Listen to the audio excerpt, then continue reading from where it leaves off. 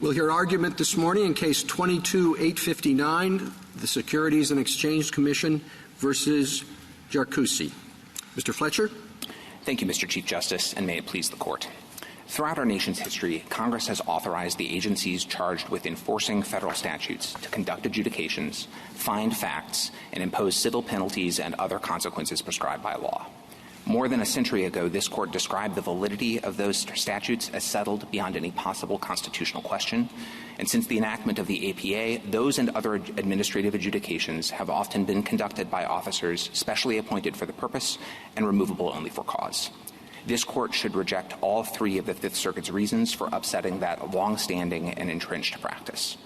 First, this Court's decision in Atlas Roofing considered many of the same arguments presented today and reaffirmed that Congress does not violate the Seventh Amendment when it authorizes an agency to impose civil penalties in administrative proceedings to enforce a federal statute.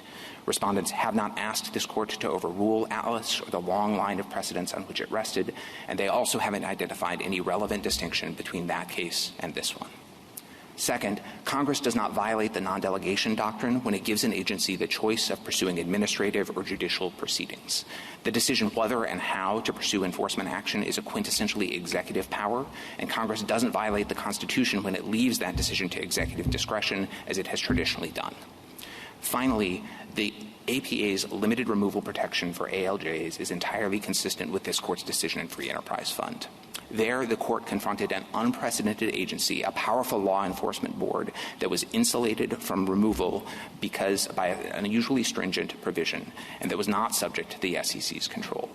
Here, in contrast, ALJs are purely adjudicative officers who are subject to the Commission's plenary control and review of their decisions, and the APA's modest for-cause removal standard gives the Commission ample authority to remove those ALJs if they fail to accept supervision. I welcome the Court's questions. But you do agree, Mr. Fletcher, that it depends on the type of right involved? We do. We take this Court's statement of the public rights doctrine from Atlas Roofing and other cases, and the argument we're making here is limited to the particular strand of the public rights doctrine that the Court has described in Atlas and other cases. And how would you define public rights? So I think the Court has acknowledged most recently in oil states that the public rights concept is contested. The Court has never fully plumbed its outer perimeters. I think what I'd say is the strand of the doctrine that's relevant here is the same one from Atlas, which is when the federal government, an agency, is enforcing a federal statute in its exercise of its sovereign powers, that's a matter involving public rights. If I don't agree with you that we're talking about public rights here, that the private rights are involved, would you then think that it is required that it be adjudicated before an Article III court? So we haven't made an argument. There are some circumstances, cases like Shore and Thomas, where the Court has said in some circumstances it may be permissible to assign initial adjudication even involving private rights to non-Article III tribunals. We're not making an argument like that here. We're resting on the argument that this is a classic public rights case within this Court's precedents, and also we think properly viewed as a matter of first principles. Mr. Fletcher, could you go directly to Justice Thomas's question? He's already written on this issue, and he thinks that a private right is any right that involves property, life, or liberty, basically. Yeah.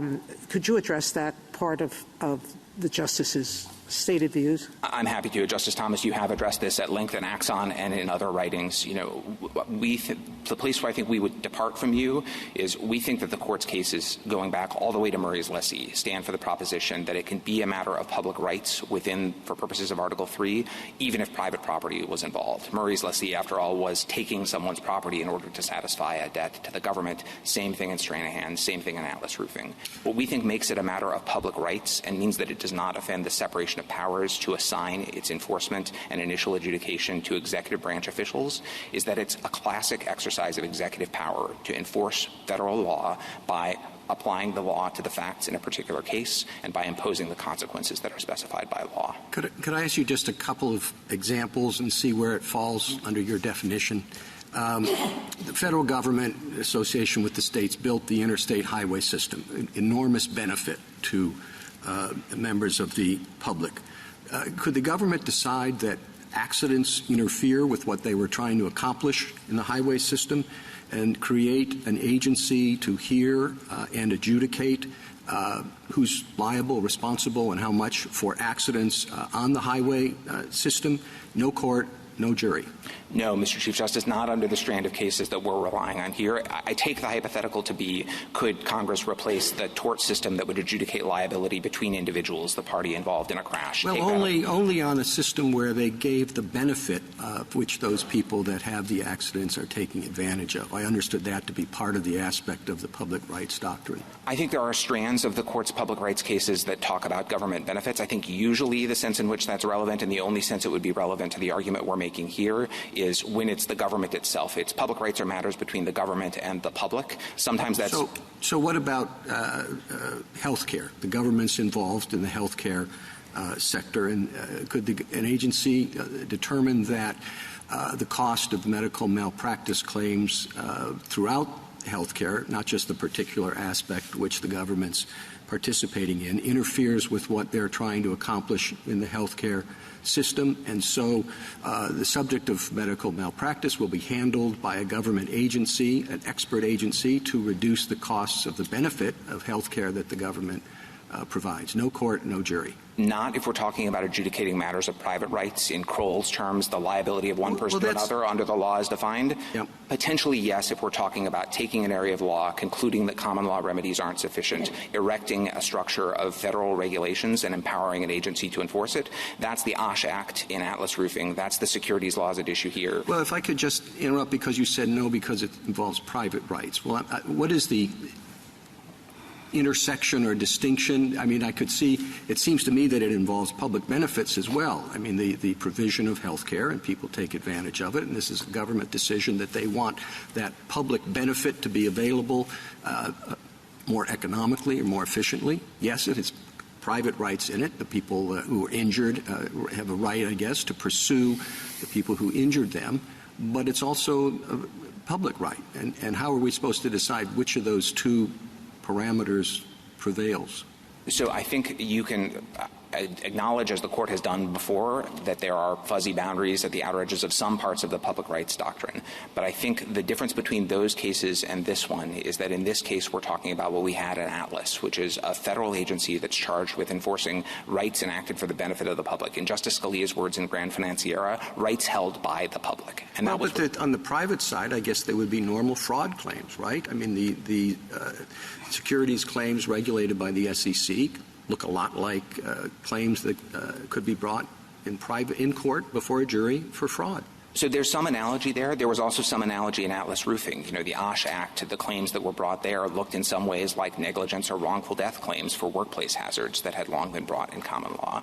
The difference is that there and here, Congress has enacted a federal regulatory regime that doesn't just federalize securities fraud or federalize negligence in workplaces the way some of Your Honor's hypotheticals were positing, but it erects a comprehensive federal scheme that goes well beyond common law fraud, and it differs in sort of every particular. And it's not even purporting to be common law fraud. I mean, I understood that the Seventh Amendment protects private rights of action that the common law has created and is given to private parties to enforce.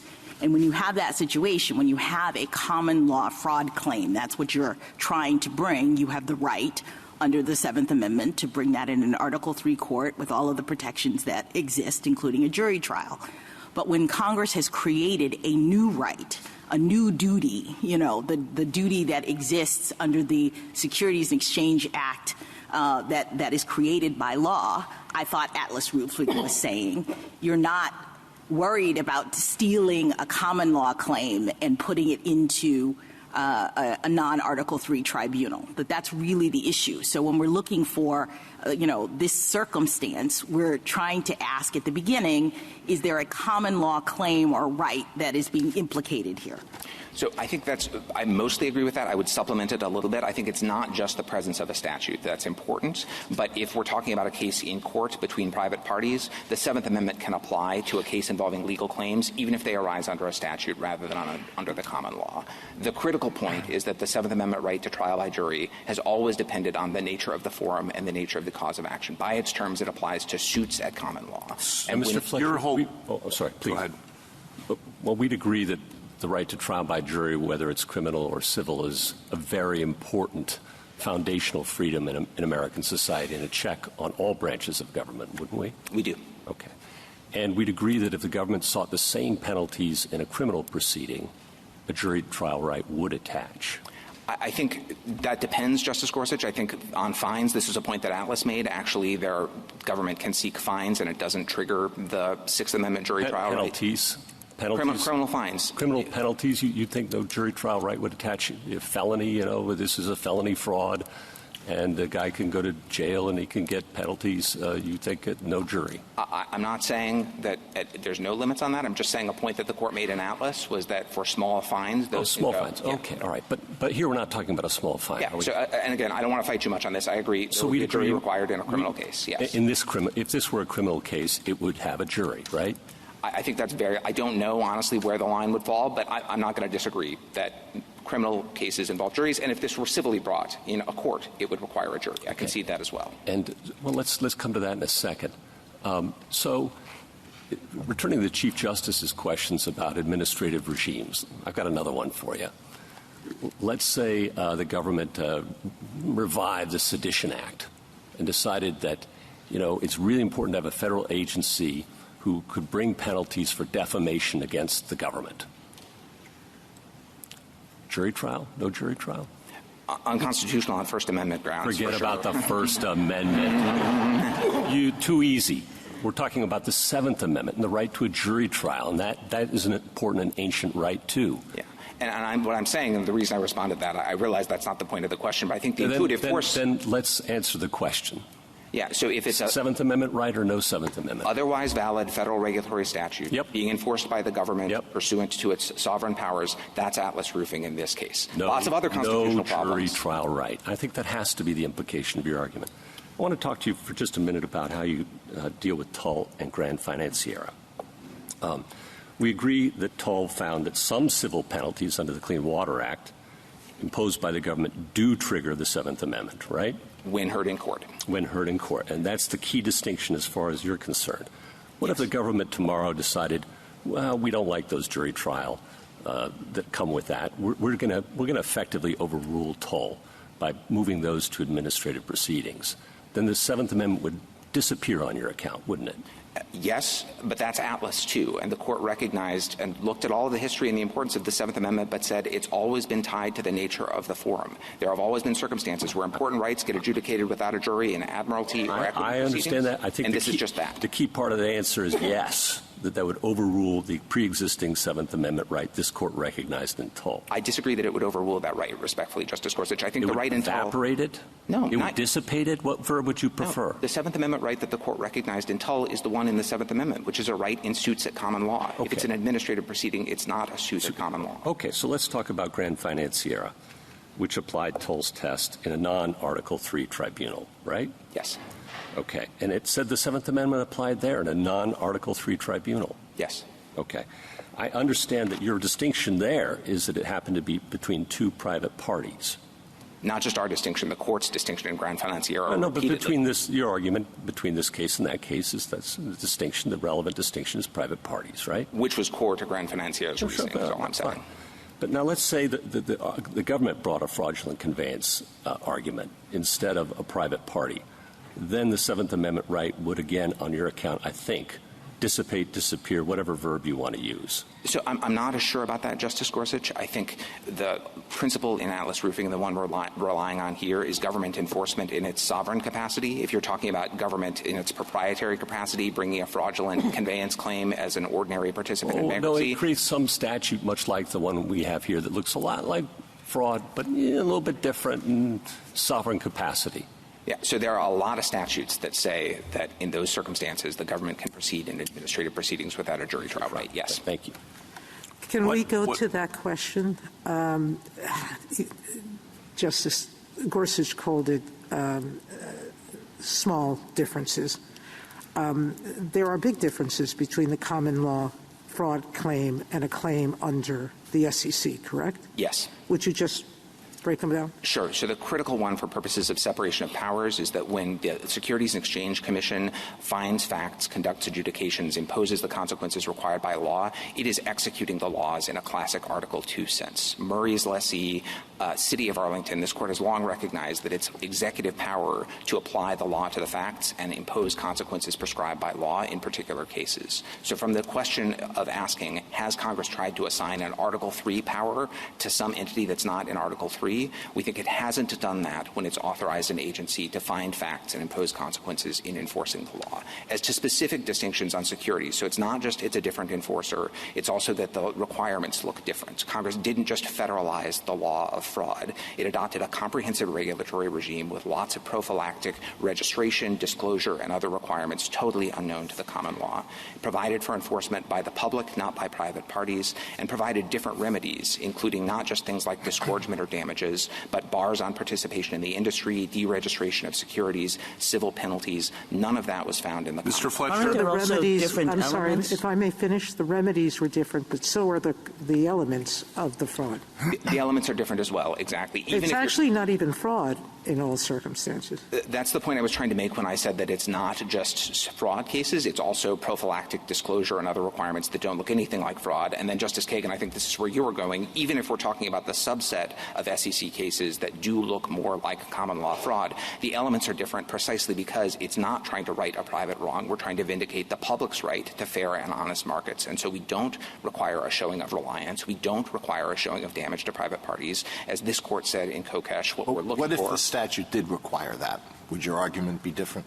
So parts of my argument, I think I wouldn't be able to rely on those distinctions. I think my fundamental argument would not change because we view the critical distinction and the one relevant to separation of powers as being that enforcement by the executive. Well, as to the elements of reliance, it doesn't make sense to say that the Seventh Amendment provides stronger protection when it is easier for the prosecuting party to prove the claim than otherwise? I don't think that's a relevant difference for Seventh Amendment purposes. I think the relevant I thought you were saying that was a difference. No, I'm saying there are elements of common law fraud that are omitted under these circumstances. I took the thrust of the question to be, are we concerned that there's some sort of circumvention going on? Has Congress taken common law fraud and handed it from the courts to an agency? I think the constitutionally relevant distinction in our view is that this is something that has been assigned to a federal agency. Mr. Fletcher, your whole argument on this civil penalties point seems to depend on Atlas Roofing. You've mentioned it already probably 10 times. Atlas Roofing, the other side says, has been severely undermined by later cases such as Tull and Grand Financiera. Justice White, as you know, suggested parts of Atlas Roofing had been overruled in his dissent in the latter case.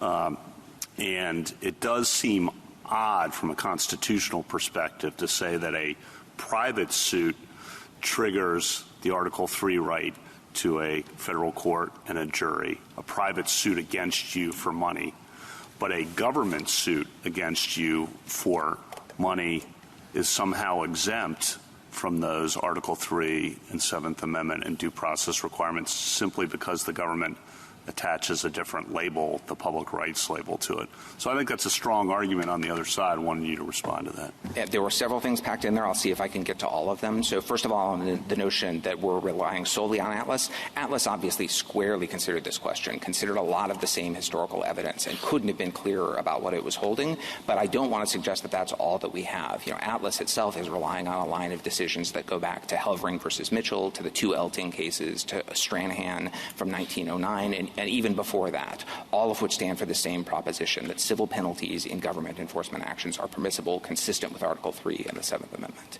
So as to the question whether the court has backed away from that, I think exactly the opposite is true. So Tull is about government proceedings in court, and it makes clear that its holding applies in court and doesn't extend to administrative proceedings.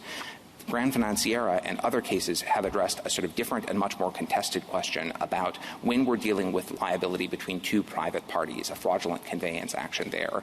When can Congress take that and assign that to non-arbitrary? In what sense does it make to say the full constitutional protections apply when a private party is suing you, but we're going to discard those core constitutional historic protections when the government comes at you for the same money. Yeah, so the plurality in Northern Pipeline, which I think, also recognized exactly this issue, sort of acknowledged that concern and said the reason is that the Article 3 question is grounded in the separation of powers. We're asking, are we concerned about Congress taking away the judiciary's power? And that is a big concern when you have disputes between private parties. Well, what about individual liberty? The purpose of the separation of powers is to protect individual liberty.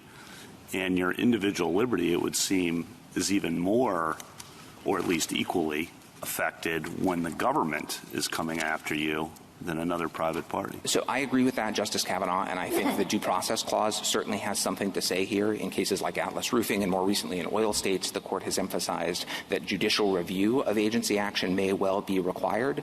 I think our point is just that as a separation of powers matter, as a historical matter, it's permissible for Congress to give adjudications to executive officials that can be executive power, and that Congress has a lot of flexibility in deciding how to provide judicial review. And Mr. Fletcher, I have a question about Atlas Roofing, and maybe you can help me because I'm having a hard time figuring out the logic of it. So Atlas Roofing says this: the government can commit the enforcement of statutes and the imposition of collection of fines to the judiciary, in which case a jury trial would be required. But the United States can also validly opt for administrative enforcement without jury trials. So I take that to mean that it's completely up to the forum. So the right to a jury trial would depend on the forum rather than the nature of the action, whether the action is a private right or a public right. How can that be? So I think the answer to that is that the Seventh Amendment depends on the forum. That's the text and tradition of the Seventh Amendment. It's suits at common law, so it never applied in equity. We also don't think it applies in administrative proceedings. But there's an important check on when Congress can assign matters to administrative proceedings, and that's the public rights, private rights distinction. That comes from Article 3. But it seems to me that what Atlas Roofing is saying here is that the public rights, private rights, just this part of it, because it seems to me that part of your argument depends on reading Atlas Roofing for all that it's worth. And I agree, Atlas Roofing is a good case for you. But it seems to me that that part that I read and part of the premise of Atlas Roofing really doesn't depend on the private rights, public rights. It really kind of depends on the forum. And it's obviously true, right, that if you're in front of an agency, you're not entitled to a jury trial. So that's the whole question. So it seems to me if you have an entitlement to a jury if you're in federal court, I don't understand then how you not have that right, how it can go to an agency. So we look at the question the way the Court did most recently in oil states, which is consistent with Atlas Roofing. We think the first question is this a matter that can be assigned to an agency? And that's governed by the public rights question under Article 3, right? And if the answer to that question is yes, then the Seventh Amendment doesn't impose additional constraints because by its terms and by tradition, the Seventh Amendment doesn't. Then why would you have those rights if the government chooses to bring the action in the court? Why would you have those rights? Because I take it what Atlas Roofing is saying there is that if you have the exact same action, and let's assume it's public rights, that you could somehow have a right to a jury trial if it's in a court. Right. And I think the difference is if it's in a court, the Seventh Amendment applies by its terms. If it's permissibly assigned to an administrative agency, the Seventh Amendment doesn't. But why? Is that because the Seventh Amendment says suits? Is that why? That's part of it. I mean, I think that's very strong textual evidence. That's also the longstanding historical understanding and the way the Court has always approached it. I mean, it's a really interesting question that Justice Barrett raises because I think it appeals to this intuition. Like we know jury rights are very important, and everybody agrees with that. And the idea that you would have it in one place and not have it in another place, I say, well, why is that? But I'm taking you to say that we've said that many times over, that the only relevant question here is the Article 3 question, that once the Article 3 question is decided in favor of allowing the proceeding to go forward in an agency, there is no independent Seventh Amendment question. And I guess the question is, well, why shouldn't there be? Were we right to have said that? Yeah. I think 4 or 5 times. At least. That's actually not quite my question, because in Atlas Roofing, it seemed to say, I mean, I agree that the Seventh Amendment and then the separation of powers and the Article 3 line of cases reinforce each other in this respect. But then why in Atlas Roofing is it assuming that the exact same suit would trigger a right to a jury trial in a court, but could simultaneously be assigned to an agency? Because I take that to be the exact same thing. I mean, I take the court really to kind of be saying there, if the Ash Act, if the agency had decided to bring it in a court, that it would have been triggered. Yeah. And obviously it's not true that everything that's brought in a court triggers a right to a jury trial. It's only those that were suits at common law. Right? So I guess I just don't understand the logic here, but for a different reason than Justice Kagan's saying, at least I think. So I apologize, Justice Barrett. I may not be completely following. I think it's that only if it is in court do you ask the Seventh Amendment question, which, as you say, sometimes the answer is yes, you have a jury trial right. Sometimes the answer is no, you don't have a jury trial right. Our view is that the text of the Seventh Amendment tells you you don't even ask that question if you're in front of a different tribunal. But, Mr. Fletcher, I don't understand, like Justice Barrett, why the forum is leading this issue. And I know your time is up. Mr. Chief Justice, do you want me to wait? Why don't you finish your question, and then we'll move on to... I don't understand why the forum is the first question. I thought that the first question was, what is the nature of the claim? In other words, is this a common law action? The concern that you mentioned many times was, is the law of fraud being federalized? And when the law of fraud is being federalized, the Seventh Amendment is implicated, because what the Seventh Amendment is doing is protecting the right of a person who has a common law fraud claim to bring it in federal court and not have it directed into some forum where they don't get a jury trial. So it seems to me that the initial question is, what is the right or the duty or whatever that is being established? And so Atlas Roofing begins by acknowledging that the Act created a new statutory duty, right? So when we have this new statutory duty, it's not a common law duty. The question is, can this new duty be directed to an administrative tribunal without Seventh Amendment protections or not? And Atlas Roofing says, of course, because it's a new duty. It's not, we're not worried that they're stealing the common law claims and putting it into this situation. So for me, the answer is not starting with where is this taking place. It's starting with what is the claim or the duty at issue. And if it's a new statutory duty, says Atlas Roofing, we've held forever that Congress can assign it to the court. Congress can assign it to the administrative agency. The Seventh Amendment isn't implicated because we're not talking about a common law suit. Justice Barrett? Briefly, Counsel. Justice Jackson, I think the reason why the court has looked at it differently is that Article 3 actually provides more protection. It's not just concerned about protecting people's access to the courts in common law cases where there's a right to trial by jury. It also protects the right to go to an Article 3 court if you have an equitable action. Right, but what about the Seventh Amendment? Right. Aren't we asking what the Seventh Amendment protects? And the point that I'm making is the point from oil states and the court's other cases, which is the Seventh Amendment is essentially downstream from Article 3. It applies, it's a forum-dependent right by its terms, suits at common law. If you have something permissibly assigned to an administrative agency, you don't have a suit assigned at common law. And so as the court said at the end of its opinion in oil states, if you've answered the Article 3 question first and it's permissibly in an agency, that resolves the Seventh Amendment question too. Thank you, Counsel. Just a couple of questions. Justice Kagan pointed out that what the Constitution says were suits at common law, and I think that may be a better focus than a concept that we've had a great deal of trouble with anyway of public rights. And it's also what we said in Stern, that the one thing you can't take away from the court, suits made of the stuff of the traditional actions at common law tried by the courts at Westminster.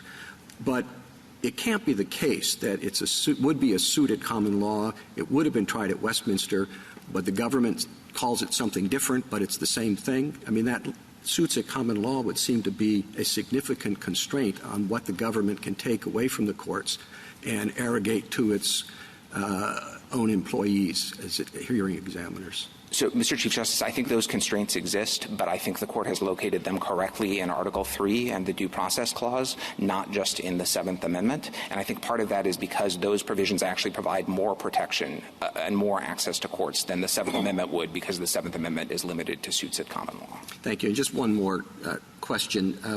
Atlas Roofing is 50 years old, and the extent of impact of government agencies on daily life today is enormously more significant than it was 50 years ago. I mean, does that have any should that be a concern for us or a consideration when we're trying to consider what power the government has to take away the jury trial right, or as an antecedent to that, to take away the right to go into court? I mean, your government is much more likely to affect you and proceed against you before one of its own agencies than in court. And that concern and that threat is far greater today than when Atlas Roofing was set up. And as a general matter, it does seem to me to be curious that, and unlike most constitutional rights, that you have that right until the government decides that they don't want you to have it. That doesn't seem to me the way the Constitution normally works. So let me start with the first question about changes since Atlas Roofing. I think it's true there are more agencies now than there were then. I don't think that changes the relevant constitutional principles. I think the one thing that it does highlight is the extent to which Congress has relied on Atlas Roofing. At that time, the court said, these are already very common practices. They have only become more so ever since, as Congress has relied extensively on this court's holding that this is a permissible way to provide for the government to enforce the rights held by the public. Now, I take your point about questions of fairness and about the rights of individuals. Those are important considerations. I think the only place I would differ from you is that we think those are best answered by the Due Process Clause, which speaks to the requirement of judicial review, and by the provision of judicial review of the agency's actions at the back end. And finally, you asked about the sort of question about the forum, and isn't it a little odd to think of a constitutional right that applies in some places and not in others? And the point that I was trying to get at in response to Justice Barrett earlier is that that's always been a feature of the Seventh Amendment. At the founding, you could have had exactly the same sort of... That's right, but that wasn't my point, that it could be in one place or another. My point was more, it can be in one place or have the protections of Article 3 against the government, or the government can decide, we think we'll be better off deciding that in our own agency before our own employees. That's not just one place or another. It seems to me that undermines the whole point of the constitutional protection in the first place. So I disagree, Mr. Chief Justice. I think that's something that Congress has long done. It's provided for administrative adjudications first and judicial review later. We think that's obviously subject to due process constraints, but when it is consistent with those constraints, and there's no challenge here that this scheme is not, then it is consistent with our tradition. And not just since Atlas Roofing, but really, this was an established practice for more than a century before that as well. Thank you. Justice Thomas? Mr. Fletcher, would you give us a brief definition, your definition of public rights? Sure. I think I'm not going to try to do it comprehensively because I think that there are some sort of contested questions that are not at issue in this case. For purposes of this case, we would just ask the court to say what it said on Atlas Roofing, which is when the government, in its sovereign capacity, is enforcing a federal statute, then it is enforcing public rights. So it's the nature of the government's enforcement. Right. It is. I think I would put it maybe the way Justice Scalia did in his Grand Financiera concurrence, where he said, are we enforcing rights held by the public? That's the meaning of public rights. So how would property rights fit in that? Those are usually considered private. Right. And I understand the intuition that you have written about and that some scholarship has written about that says the public rights, private rights question should be, are there private rights like property or liberty at stake on one side of the ledger? And the reason why I think that can't be the way to ask the question is that in many of the court's public rights cases, going back to Murray's lessee, there have been private property interests that would be affected. There are administrative adjudications that happen all the time that affect property, that affect liberty in the immigration context, that affect very important interests of individuals that we still conceive of as public rights matters that can go to agencies in the first instance. Thank you. Justice Alito? I wanted to follow up on a question asked by the Chief Justice and then a question asked by Justice Kavanaugh. So the question asked by the Chief Justice concerns the textual argument that the Seventh Amendment doesn't apply here because it's not a suit. Why is it not a suit? I think because a suit is traditionally understood to be a proceeding in court. So if something, if a claim at common law for which a party would have the right to a jury trial is simply transferred to some other tribunal, that makes it not a suit. when it's assigned to executive officers to find the facts and apply the law, that's not a suit. And that's something that's been happening since the founding, often very informally. And I think our point here is that Congress can provide trial-type procedures to make sure that that's more fair to parties and more accurate. But when it does that, it doesn't change the nature of the power. Doesn't that executive. seem like a pretty patent evasion of the Seventh Amendment to say this protection, which was regarded at the time of the adoption of the Bill of Rights as sufficiently important to merit inclusion in the Constitution, can be nullified simply by changing the label that is attached to a tribunal? And the difference, Justice Alito, is that I don't think it's just changing the label. It is changing the nature of the power being exercised. And I want to underscore again that I think it very well may be the case that there are constitutional rights that require some amount of judicial process. Our point is just that we think those are found in the Due Process Clause and not in the Seventh Amendment. What if the suit is not the adjudication, the dispute is not between the government and a private party, but between two private parties, but it's before an agency? Would you say that is still not a suit? I think that is still not a suit, but Article 3 would have much more to say about that, and there imposes much greater constraints on Congress's ability to assign that sort of dispute between private parties to an agency. Well, I don't understand why you keep shifting to Article 3 when the question before us is the Seventh Amendment, which speaks directly to the question of suits at common law and to a private right and to the right of a jury trial. I'll take out the private right part. It speaks to suits at common law and the right to a jury trial. Right. So the reason I'm focused on Article 3 is that because the first answer to the Seventh Amendment is it's suits at common law, proceedings in an agency aren't suits. I take the force of your response, which is it seems odd to say that we can just take something away from a court and hand it to an agency. And I'm trying to respond to that by saying there is a constraint on that, and an important one. It's Article 3 and the Due Process Clause, just not the Seventh. Yeah, well, Article 3 was in the Constitution in 1787. But when Congress and the states put the Seventh Amendment into the Constitution, they apparently thought that Article 3 wasn't going to provide sufficient protection. Can we not infer that?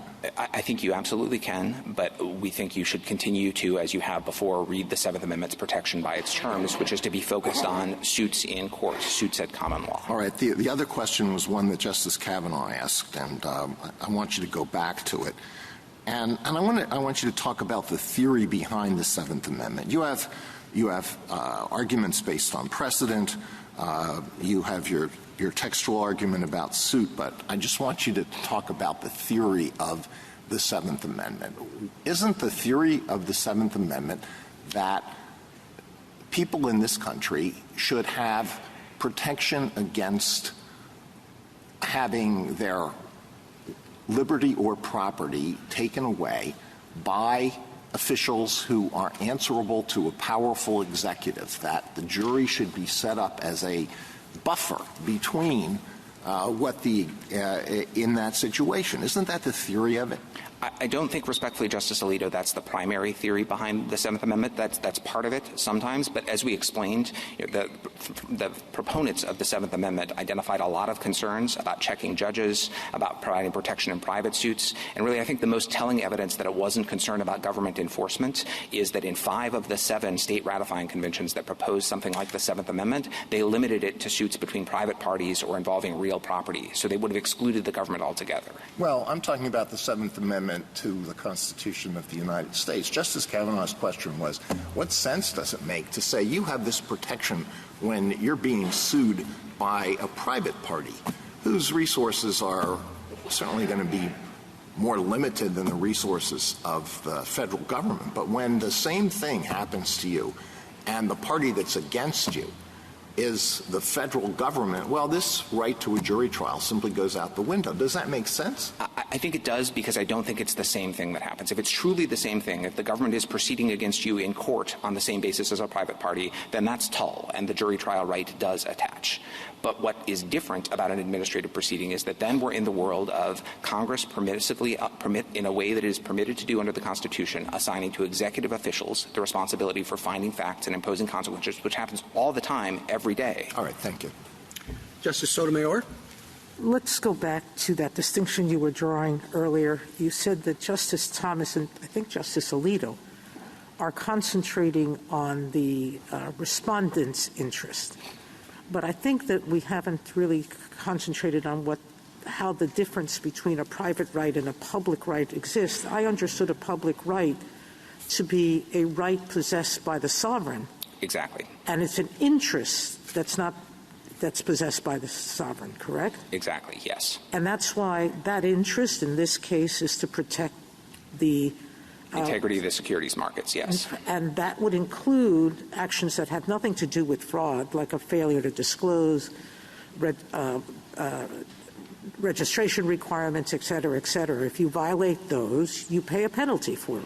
Exactly right. And I think that also points up why it would be very difficult if the court were to try to go down my friend's road and to say that the Seventh Amendment or Article 3 depended on how closely analogous the agency's enforcement action was to some suit at common law or to common law fraud. I think that would require having to parse on almost a provision by provision of the securities or other laws, or even on a case-by-case basis. And there's no real principled yardstick for asking how analogous is too analogous for those purposes. Well, I mean, and you're absolutely right. From Murray Lease down to our INA case to everything else, we've permitted the public interest to be protected in an administrative proceeding, correct? Correct, yes. Now, I'm going to pose what I consider the hardest question.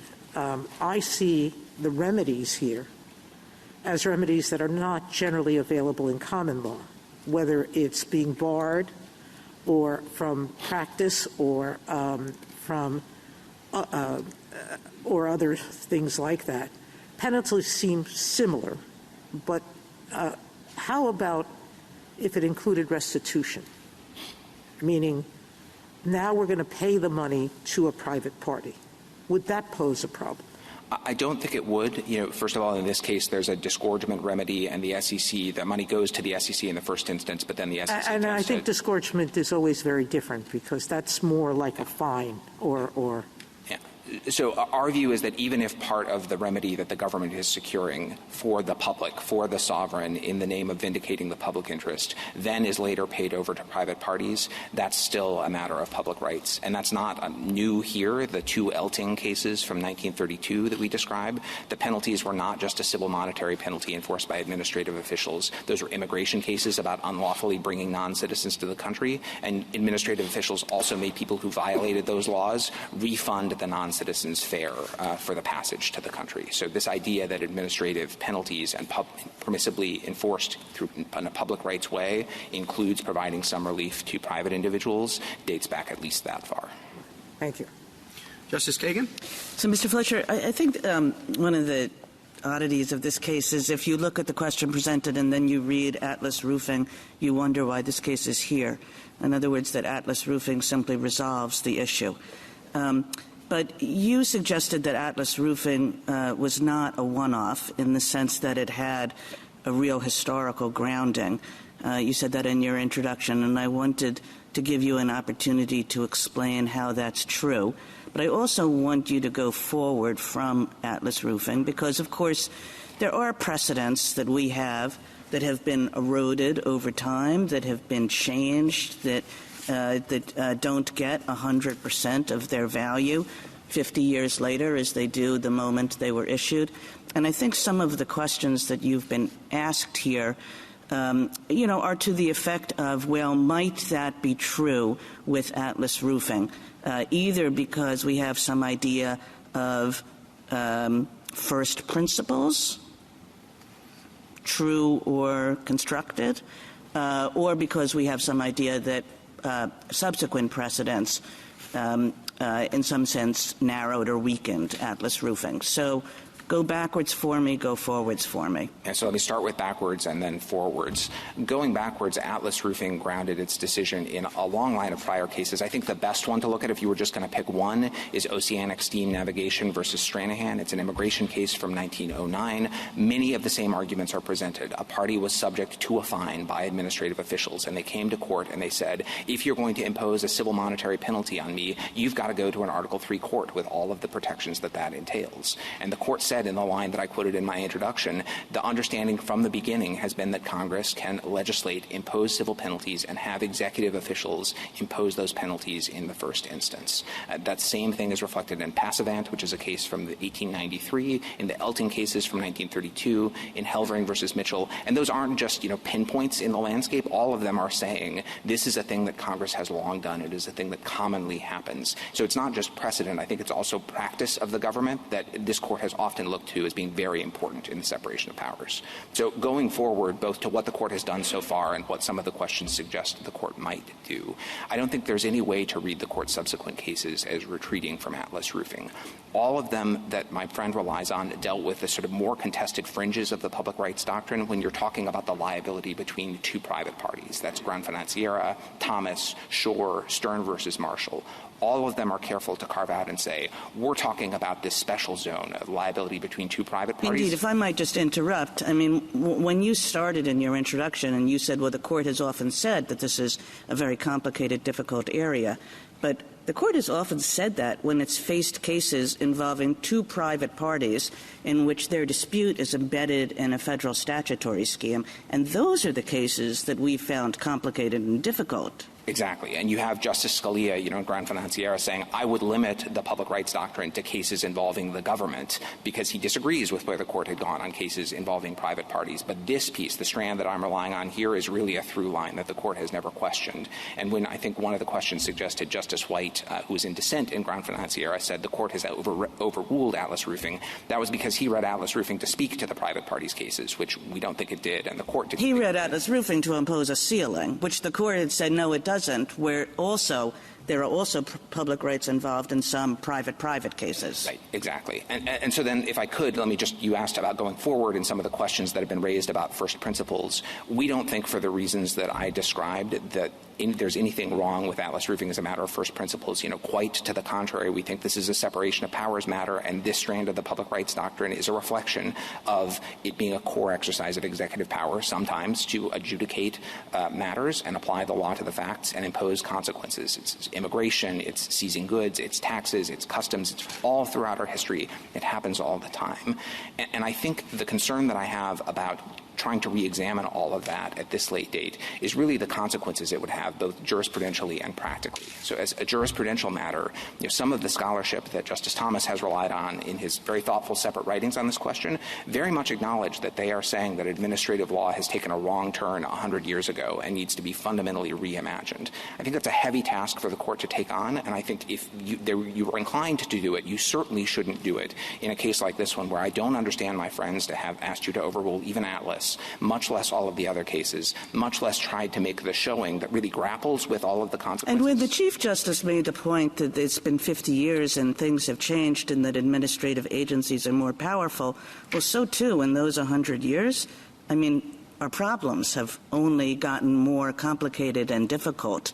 And it's usually Congress that decides how to solve those problems and whether administrative agencies with the kind of expertise that they have are the appropriate way to solve those problems, not this Court, which decides, we really only need common law suits to deal with securities regulation. Exactly, Justice Kagan. And I think the growth of civil penalties and administrative proceedings in particular, a lot of that is traceable to a report from the Administrative Council of the United States in the 1970s that said this is a practice that is, on sound constitutional footing. Some agencies have long had it, but we think there'd be real salutary benefits both to the regulated parties and to the agencies of giving them the authority to do this, because it can be done more efficiently in administrative proceedings, because often administrative penalties are a lesser sanction than some of the penalties that were at stake there, like permanent debarment from an industry or revocation of a license or something like that. And Congress has taken that ball, blessed by this Court in Atlas roofing, and really run with it in a lot of other statutes since. Thank you. Justice Gorsuch? So, Mr. Fletcher, with respect to your argument that Congress can move something from courts into agencies, and the Seventh Amendment doesn't speak to that because it's not a suit. I think Noah Webster described a suit as any action or process for the recovery of a right or a claim before any tribunal, which would seem to be a problem. That's a pretty contemporaneous definition. And then Justice Brennan in Gran Financiera, I think, addressed your argument pretty squarely. when he said Congress cannot eliminate a party's Seventh Amendment right to a jury trial merely by relabeling the cause of action and placing jurisdiction in an administrative agency. Thoughts? Yeah, so I guess I think that's still inconsistent with what the court has said in Gran Financiera. I just quoted from Gran Financiera. I misspoke. I don't think that's what the court held in Gran Financiera. It's inconsistent with what the court said. You're saying I misread it, Mr. Fletcher? No, Justice Gorsuch. I'm saying he said that that's a purely taxonomic change. Yes. And that's not enough to render it no longer a suit for purposes of the Seventh Amendment. Yes. Right? In context, Gran Financiera is talking about a proceeding that was in a bankruptcy court in the Article III setting. I think the court's subsequent cases, including oil states, have said if you're permissibly in an Article III tribunal, then the Seventh Amendment doesn't have independent work to do. I apologize for misidentifying the case I was relying on. All right. But it would seem strange, and we don't usually say that the government can avoid a constitutional mandate merely by relabeling or moving things around. It's as much a violation to do something indirectly as it is directly, we usually say, right? In some cases, but again, Seventh Amendment has always been forum-dependent. And Justice Gorsuch, I just think it would also be odd to say if executive officials impose penalties or other consequences very informally in ways that don't look at all like a tribunal because it's just the customs officer saying you owe this much duties, then I'll get to customs in a second. But with respect to the growth that the Chief Justice and Justice Kagan were talking about, this is not your grandfather's SEC, right? Penalties were not something that were part of Jim Landis's original design against private parties, let alone against all private persons, right? That's right. That came started in 1984. It was limited to insider trading claims, and then it was expanded. And what is at issue before us is a 2010 amendment to the law, right? Not quite. Both 2010 and the 1990 amendment as well, but yes. The 1990 and the 2010, yes. Yeah. So it's a relatively new thing, right? For the SEC, yes, not for agencies writ large. I understand. And as I went back and looked just to see, what's the scope of the problem here, and I came up with, my law clerk found that the ALJs in the SEC, there are a total of 5 of them. Is that about right? I think it may be 3 now. Maybe yes. 3. Yes. So we're not talking about a huge number of cases. Again, for the SEC, yes. For the administration at large, it's a huge number. Most of the ALJs work for places like the Social Security Administration, right, which give benefits. And we're not talking about penalties. About 80% of them are at SSA. The rest of them are at other agencies, yes. Okay. And then with respect to history, your best examples, I think, are on page 23 of your brief. 22 to 23, yeah. The customs, right? Yep. Tax and immigration. Yes. Okay. Those are the 3 areas you'd have us point to. Any others? I mean, Atlas Roofing as well. Obviously. Right? Couldn't leave it out. But, I think also the reasoning of those cases is not tied to those particular exercises of power. And, in fact, to the contrary. In Stranahan, the challenger in that case said, this is a power that only exists in tax and customs cases. It shouldn't extend here. And the court rejected that and said it's not that limited. It applies here, too. And then on Atlas Roofing, the challenger said it's just customs and tax and immigration. And, again, the court said it's not so limited. Okay. Then with respect to Toll and Gran Financiera and their impact, Justice White, for whom I have great fondness, thought that they were overruled, didn't he? He did in part, but that was based on a different understanding of the Atlas Roofing decision than the one the majority had. And then you referenced Justice Scalia and his belief that there had to be the government involved in the case to render it a public right. He made clear he thought that was a minimum. Yes. Right? That was not the test writ large, correct? Yes. And it's not our test writ large either. And then we all agree Congress has a lot more problems on its plate today than it did 100 years ago or even 50 years ago. But that doesn't mean that the constraints of the Constitution somehow evaporate, do they? I agree. Thank you. Justice Kavanaugh? You've been resisting talking about the Seventh Amendment, saying that doesn't apply because it's not it only applies to suits in court, and said we should talk about Article III and the Due Process Clause. So I'm going to take you up on that. Right. On the public rights definition, because that seems to be the key line for Article III. Do you agree? Yes. Okay. And in Stern, the Chief Justice's opinion said that public rights extended, quoting Northern Pipeline's plurality, only to matters arising between individuals and the government in connection with the performance of the constitutional functions of the executive or legislative departments that historically could have been determined exclusively by those branches, which suggests a line that may track due process clause between benefits and penalties. And I want you to respond. Is that incorrect, that statement, or what's your response to that line from Stern v. Marshall? Yeah, so the court has said that a couple times. I want to say what I think it means, and then I hope to say why I think if you read it the other way, as you're suggesting, that might have some really troubling implications. So, sure. So on what I think it means, I think the court is talking about matters that could be determined exclusively by the other branches insofar as Article 3 is concerned. I don't take it to be saying things that you could assign to the executive branch and foreclose all judicial review altogether. I think that's true of a lot of the things that we think of as being classic public rights type cases. And I think the reason why I would warn you away from reading it differently is that if you read it that way, as some of the scholarship has done, then I think Congress really, and this court, has only two choices. Option one is Congress can assign something to the initial adjudication by an administrator, but if that can happen, then the implication is it can also bar judicial review altogether. And option two is it has to go to an Article 3 court in the first instance. And that would be a sea change for all sorts of things that are not benefits, but I'm talking about, the assessment and collection of taxes and penalties, customs and penalties, the immigration laws, the detention and removal of non-citizens.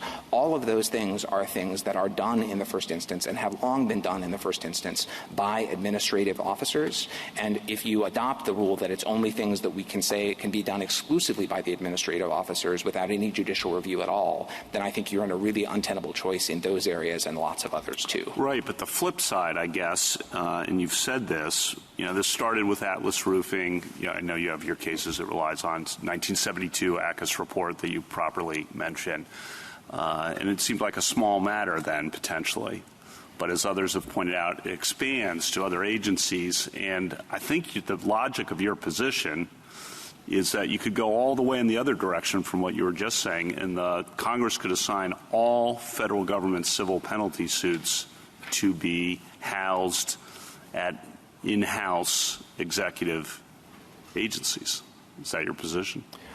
Potentially, yes. Again, if it fits all of the criteria. I think the questions that you'd want to ask are, there are constraints about, is this the sort of federal regulatory scheme that you're talking about in Atlas Roofing and here that's always been a feature of these? We're not just trying to have federalize, tort law or something like that, right?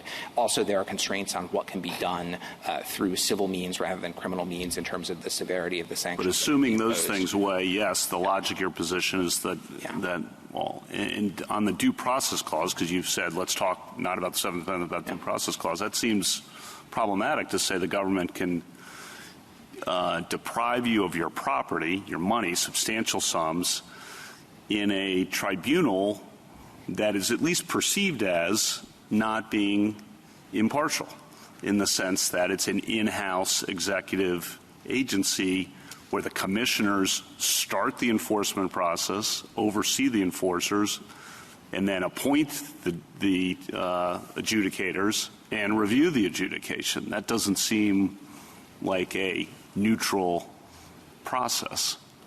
So your response to that is Atlas Roofing? A couple. I mean, first of all, we haven't talked at all about the removal issue yet. I guess I'm going to get to that. Then I'll save it for that. I was just going to say that to the extent that those are concerns, the remedy that my friends are asking for on the removal question goes in exactly the opposite direction. Right, exacerbated out. Exactly. So, but saving that for removal and focusing just on the Seventh Amendment and that question, I think the takeaway that I would give you from the unappealing dichotomy, that the sort of really strict understanding of trying to locate this rule in Article 3 and saying only if it could be exclusively assigned to an administrative agency with no judicial review at all can it ever be assigned to them on the one hand, or everything's got to go to the district court in the first instance. I think that's untenable as a practical matter. It's overturning a huge swath of law. I think if you have concerns about that, and again, this wouldn't be the case to explore them, but if you did, I think the due process clause is a better tool because it provides the ability to draw finer distinctions than the sort of blunderbuss ones that I think you would be forced into if you adopted the public rights Article Article 3 inquiry as the solution to any problem you perceive there. One of the oddities of this statutory scheme is that the SEC is authorized to, and in fact does, bring suits in federal court. Why? I think that's a part of the chronology, really. You know, the suits in federal court, by and large, came first in terms of when penalties could be sought, and Congress later came along and added them to the administrative proceedings as well. You know, I think that's different. Congress is making judgments at different times. But why would the SEC bring suits in federal court? I'm sorry. I thought you were talking about I was. You answered the correct question, but a follow-on question is why would the SEC bring suits in federal court? Yeah, so it makes that judgment on a case-by-case basis, depending on the case, and it might depend on what remedies are available in the two forums. You know, here penalties are available in both, but there are certain other remedies that differ, and they might make a judgment about that. They might also make a judgment about which one is likely to be faster under the circumstances of the case. There are some circumstances where, especially where they've settled a case or where it's a sort of follow-on proceeding that's going to be very simple, that they choose to file those administratively rather than burdening the courts with those. And there are other circumstances where they have a very technical regulatory issue that they're looking to achieve consistent treatment across a bunch of cases, and they conclude that that can more easily be done administratively than in court. But in terms of the repercussions, if we went down the civil penalty line, for the SEC at least, they could bring all the civil penalty suits in federal court. If benefits were the other side of the line, that excludes Social Security and those kinds of agencies. Why don't you talk about, because I think you were talking about this with Justice Gorsuch, the ramifications if the line were civil penalty in terms of other agencies? Yeah, so I think they are large. You know, already in Atlas Roofing, the court said these are common. They've become only more so since the 1992 ACUS report that we cite says that. Small interruption. They could always just bring the suit in federal court, though. They're filing everything in the in-house tribunal. They could just file the same kinds of things in federal court. The SEC, yes, but I thought we were shifting over to other agencies as well. Some of them can, and some would need new statutes. Some can, many cannot. And to bring all of those cases that are now proceeding administratively into the courts would be a huge imposition on the courts. And just in terms of the numbers, you know, the 1992 ACUS report that we cite counted more than 200 statutes at that point. And we very quickly got to 24 agencies that have the authority to impose penalties in administrative proceedings now. So it really would be, I don't want you to think that it's just about the SEC and it can just go to court, because they really have wide repercussions. I know, FTC and others, I'm aware. EPA, agriculture, I mean, it's really all over. FERC.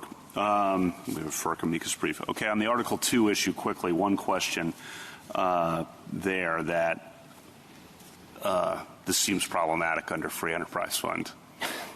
So, Justice Kavanaugh, I actually disagree. You know, of course, in footnote 10, Free Enterprise Fund reserved this question. And I understand there are some times where the court technically reserves a question, but the logic of the prior decision effectively answers it. And I just think this is exactly the opposite. So the court said, here we have something that's novel, it's completely unprecedented, and it effectively insulates a law enforcement and policy-making board from the SEC's control. And here, none of those things are true. This isn't novel. It goes back to a carefully negotiated compromise in the APA itself, adopted with the support and after study by the executive branch and Congress. It's been the law for more than 3/4 of a century. Thank you. Justice Barrett? My questions are just clarifying, just to make sure I understand exactly where you're going here. Okay, so this is public rights, not private rights, because it doesn't map on exactly to common law fraud. You don't have to show as much, you don't have to show damages. Principally, our view is it's public rights, not private rights, because it's enforcement by the government of rights that are held in the public to vindicate a public interest in the securities markets. We think also, in addition, there's no concern that Congress is circumventing the laws of fraud by just replicating or federalizing the common law of fraud, because the elements are very different. But that's not the principal distinction we're relying on. Okay. If the SEC pursued Jarkesy in federal district court, he's entitled to a jury? Yes. And that's because it's a suit, because the judge is the fact finder? That's because it's a suit. Well, and the jury. And under this court's analysis in Tull, it would qualify as one triggering the Seventh Amendment right. Exactly, yes. But when it's brought in front of the ALJ, exact same proceeding, but it's executive action there because the ALJ and the agency is the one finding the facts. Exactly. It looks like a trial. It has trial-type procedures, but that's an exercise of executive power. The jury trial right has always been thought of as an adjunct to the exercises of the judicial power in the courts. And the lesson from all of this court's cases, City of Arlington, Murray's lessee, is that that even when the executive branch conducts an adjudication and applies the law to the facts, even if it looks like trial-type procedures to enhance fairness, that's not the sort of suit that requires an exercise of the judicial power or comes because with the it's jury forum right. dependent. Exactly. Okay, and then I just want to clarify, Justice Kavanaugh asked you what's the limiting principle, because Congress always, we hope, is acting in the public interest. So what is the limit on Congress's ability to shift these kind of adjudications for civil penalties to administrative agencies? Yeah, so again, it has to be a federal regulatory scheme. It has to be enforced by the government. That's the critical public rights distinction. We're not displacing the courts from adjudicating disputes between private parties and raising that set of separation of powers concerns. In addition, I think you could say we don't have any concerns about just federalizing the law of fraud or something like that. This is very different. It's a comprehensive regulatory scheme like the one the court had in the OSH Act. And then in addition, you have the sort of constraints on when Congress can assign something to an administrative agency in the due process clause in the civil criminal. But just to interrupt for 1 second, but we are talking here about securities law, but Congress can enact such a scheme and has enacted such schemes in many, many, many different areas. The Chief Justice began by pointing some of those out. So in all of these areas, health care, highway management, what have you. Exactly. So I acknowledge that the rule that I'm giving you is broad. That's in part because Congress has done this in many, many different circumstances. We think validly so. But the breadth of the rule is consistent with our historical practice and with this Court's decisions, not just Atlas, but before that, too. Okay, so we've talked some about fallout. So here, what the SEC got from Jarkesy in disgorgement was more than civil penalties, Correct. Right? And the SEC also got other kinds of injunctive relief. Correct. Right. So why do you need civil penalties? Because, Jarkesy's not disputing that you can get those kinds of things in administrative proceedings. So why civil penalties too? So can I just quibble with the premise, because this is one of the things that concerns us about this case. Okay. He is focused on civil penalties, but disgorgement also affects the private right to property. And so some of his arguments, I think the implication of them is those things also couldn't happen in administrative proceedings. I'm a little unclear about that because the argument moves back and forth from Article 3 to the Seventh Amendment. But I think the potential implications of cutting back on the Atlas Roofing understanding of public rights doesn't just apply to penalties. It's also cases involving disgorgement or other such remedies. Even if they were considered traditionally equitable remedies? So again, there's a couple ways that you could depart from Atlas Roofing. One would be to say we're decoupling the Seventh Amendment from the Article 3 inquiry, and we're going to recognize a new class of suits where Article 3 would let you give it to an agency, but the Seventh Amendment still requires a trial by jury. There, I think such a rule might be limited to civil penalties because the other remedies are equitable. But if you go in the other direction, which some of my friends have suggested and some of the questions have suggested, and say anytime you have an administrative action that affects private property or liberty or anything else, that's public rights. That means that under Article 3, it can't go to the agency to begin with. Yeah, I agree with you there. Okay. Thank you, Mr. Fletcher. Justice Jackson? So I agree that Atlas Roofing resolves this case, but like many of my colleagues, I guess I don't understand your reading of Atlas Roofing as suggesting there's no Seventh Amendment issue at all if the fact-finding function is assigned to the agency. I mean, the case begins, sentence 1. The issue in this case, in these cases, is whether, consistent with the Seventh Amendment, Congress may create a new cause of action in the government for civil penalties enforceable in an administrative agency where there is no jury trial. You seem to say, well, it depends on whether Congress has assigned resolution of this to the agency. But that seems totally conclusory and circular to me, and I think the question is, when does the Seventh Amendment prohibit Congress from assigning it to the agency as opposed to giving it to an Article 3 court? You say that's forum dependent, but the question is, when can they give it to one forum versus the other? And in my view, the Seventh Amendment and what Atlas Roofing is saying is that it's claim dependent. It's the part of your argument where you talk about, is this a situation in which Congress is taking a common law duty, right, action, or whatever, and moving it into the administrative process. And so the Seventh Amendment says you can't do that. If a person has a common law right of fraud, right, the common law creates duties, like the duty not to make a representation that people rely on to their detriment. And it's established a right of action in private parties to enforce that duty. They can come to court. And the Seventh Amendment says when you have such a right to enforce that duty, you are, by the Constitution, you have the ability to come to court. The government can't make you go to some administrative tribunal and have no jury. All right? But there are also other duties in the world. Those duties can be created by statute, right? They're not common law duties. And when you have a new duty, Atlas Roofing many, many times talks about this being a new statutory duty that has been created. When you have a new duty, the Seventh Amendment isn't implicated. Justice Jackson, that's just not right. If it's a new duty that's enforced in court, even statutory rights enforced in court can trigger Seventh Amendment rights. I understand, but Atlas Roofing also speaks to that. It says Congress can choose to allow you to enforce or allow the government to enforce this new duty in court versus the administrative proceeding. And when it chooses court, then you have the Seventh Amendment right. But if it chooses, I think your choice comes later in the analysis. If it chooses administrative action, it is enforcing a statutory duty. The Seventh Amendment isn't implicated, and there we are. So I think we're saying the same thing, and the only place I might differ is that in that if Congress chooses the administrative forum instead, we think there's an Article III inquiry there where you have to ask, does Article III let Congress choose the administrative forum? That's fine, but I couldn't find Article III in Atlas Roofing. It's not talking about that aspect of the analysis. It's, I thought, talking about when Congress at the beginning creates a new statutory duty, and in this case it's the duty not to employ any device, scheme, or artifice to defraud in the context of securities transaction. This is a new statute. We've got this new duty. Congress says, there it is, and we're giving it to the government to enforce this for the benefit of the public. All right? That's the beginning. In that situation, does the Seventh Amendment kick in? I think Atlas Roofing says no, because we're not talking about a situation in which Congress has alternatively said any common law fraud claim out there in the world concerning securities has to now be brought in this administrative action. If you're relying on the common law and you're bringing this kind of claim, you don't get a jury trial anymore. You have to come before the SEC. That's a Seventh Amendment problem because we're still – do you understand what I'm saying? So it's a suit at common law because you had the common law claim that is now implicating the Seventh Amendment right. But it's not a suit at common law when Congress creates a new duty and gives it to the SEC or some agency to enforce.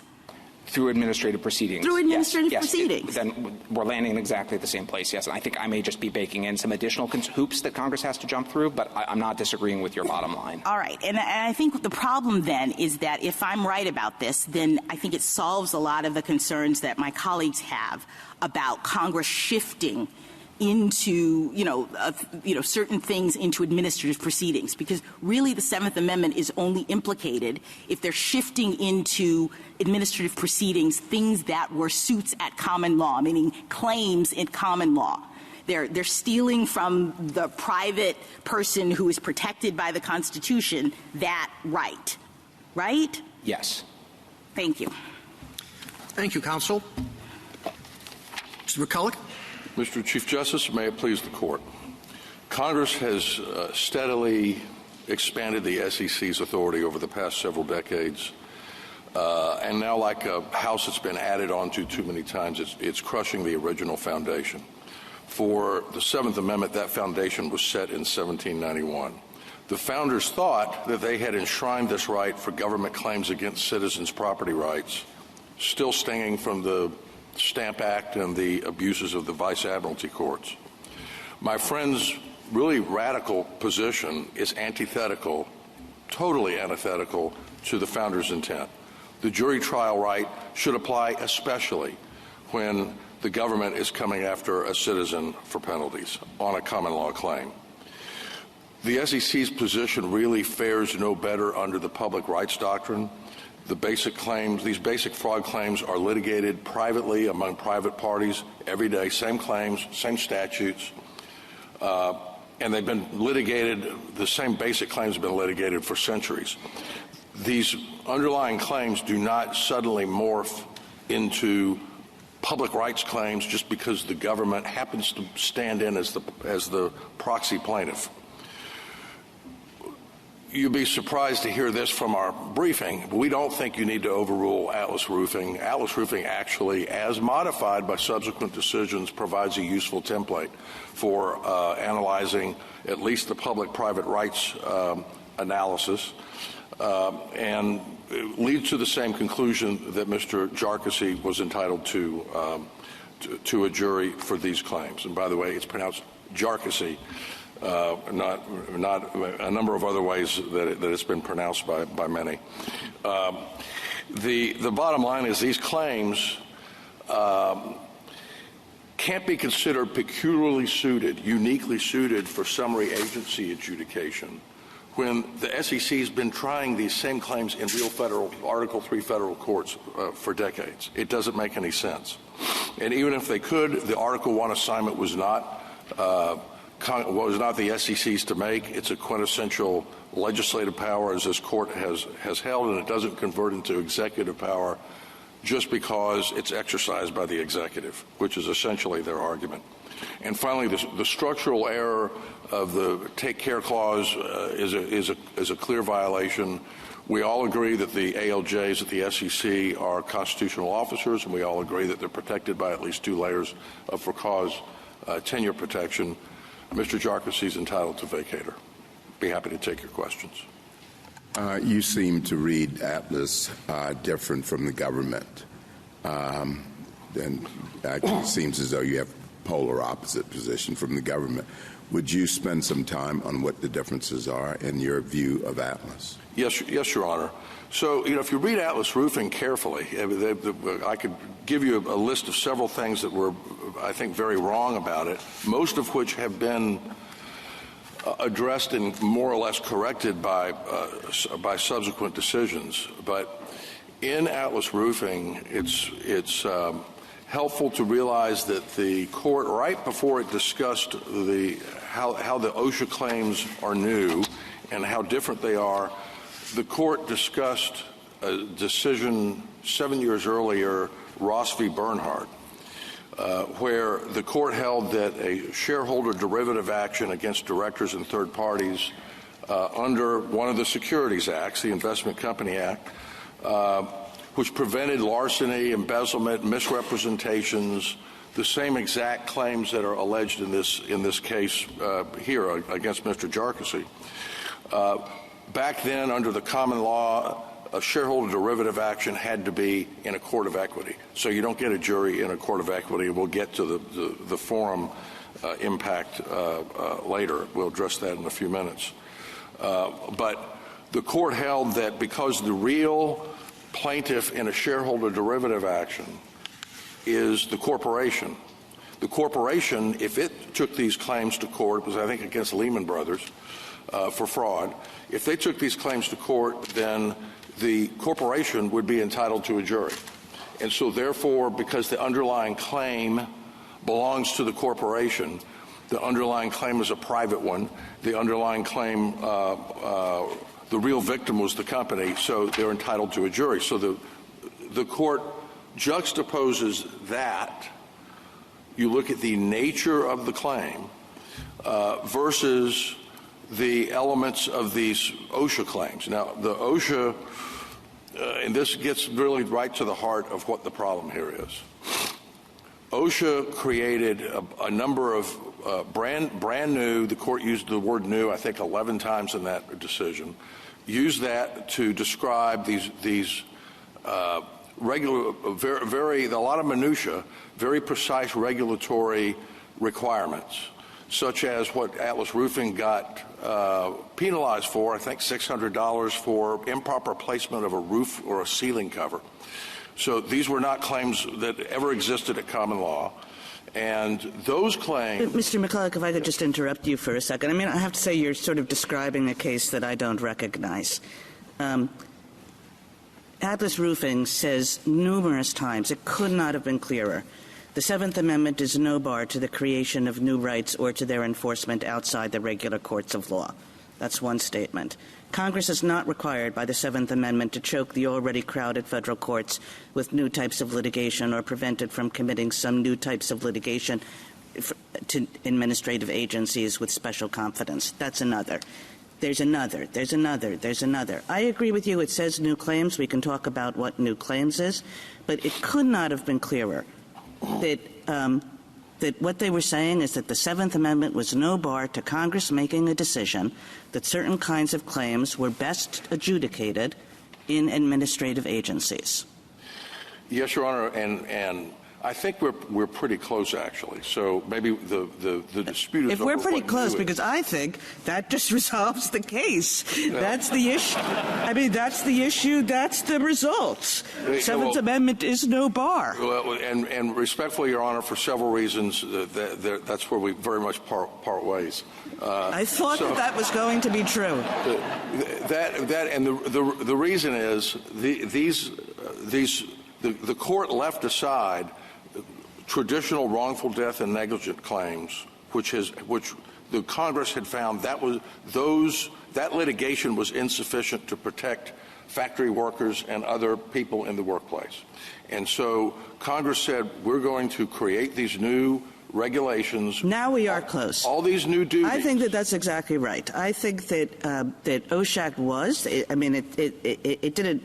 The holding was not dependent on this necessarily, but OSHAC says, look, there were ways to proceed against these kinds of employers in federal court. You could bring a negligence suit. You could bring a wrongful death suit. But the court says Congress thought that wasn't enough. Congress thought you shouldn't have to wait until the injury happens. And so Congress gave power to OSHA under the OSHA Act in order to bring claims for all kinds of workplace safety issues before a death took place, before an injury occurred. And that's exactly what the securities laws do. It says we don't need an injury. We don't need reliance. We're constructing a prophylactic scheme, and we're constructing it because we understand that the securities markets need to be honest and fair, and people need to be able to rely on them. And so it takes a common law suit and says we're going to throw out some of these elements, and we're going to create a prophylactic way to make the securities markets fair and put it in an administrative agency. Exactly what OSHAC did. Okay, Your Honor, the word prophylactic is a useful one. As my friend, it's a big word. I mean nothing by it other than we're not going to wait for the harm to occur. Correct, and those we have no problem with those being declared public rights, those being tried in administrative forums, without the right to a trial by jury. Those prophylactic claims were never recognized in the courts of England in the late 18th century. So what the court in Atlas Roofing did after contrasting from Ross v. Bernhardt what a true private claim is, what a private rights claim is.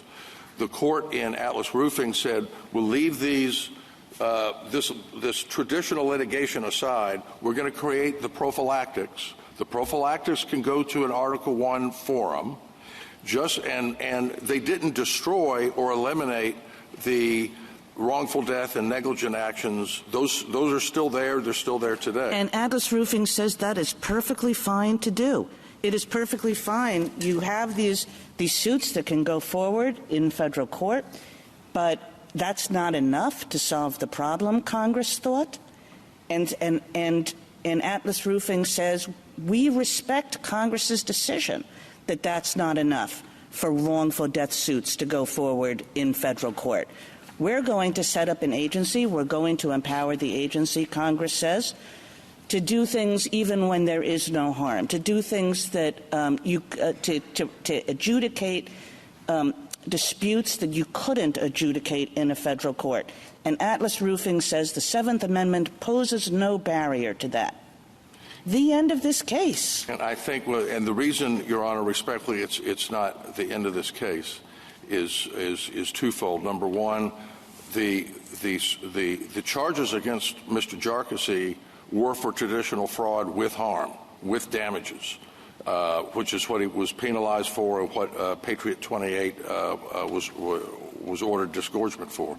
So the charges, the allegations in the order instituting proceedings and in the final order of the commission were traditional fraud claims. No, I'm sorry, by nature, or was that the actual cause of action? Because for me, that matters. Was the government coming in and saying the cause of action here is traditional fraud?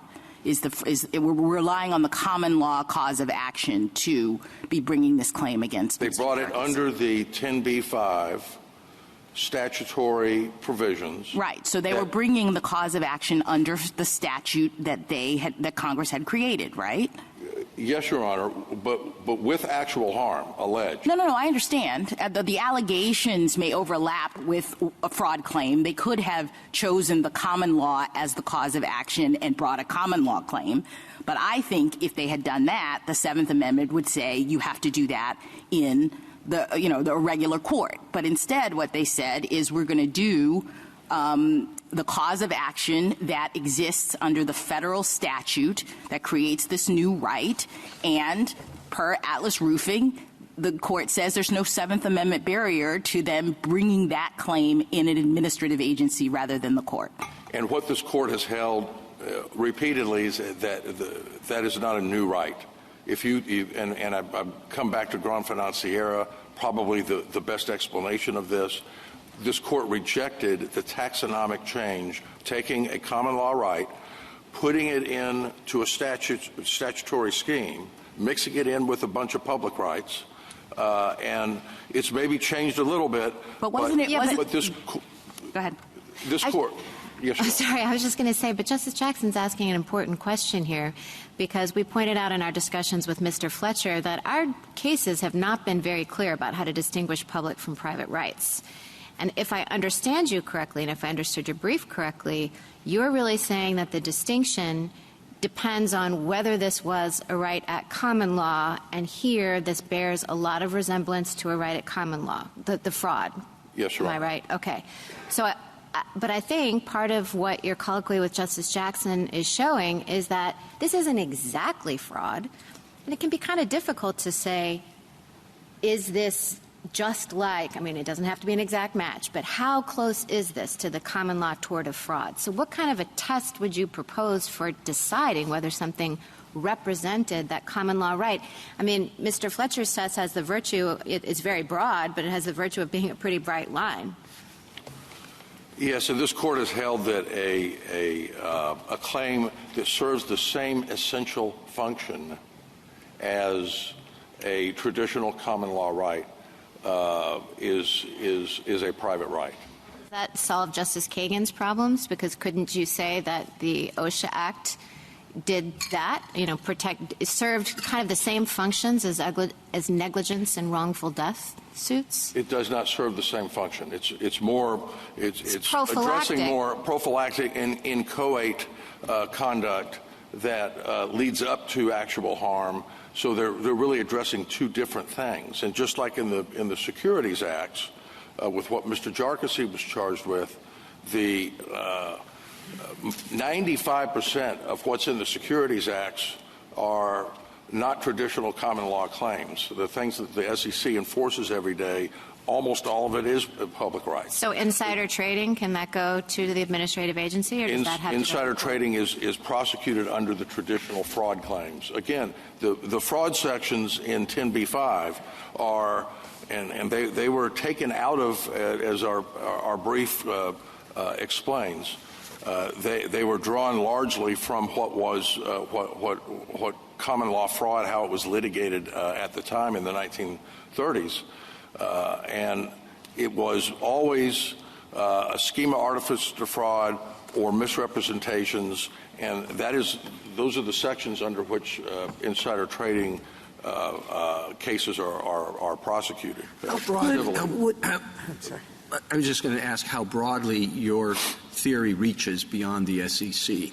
I mean, does it cover tax deficiency proceedings?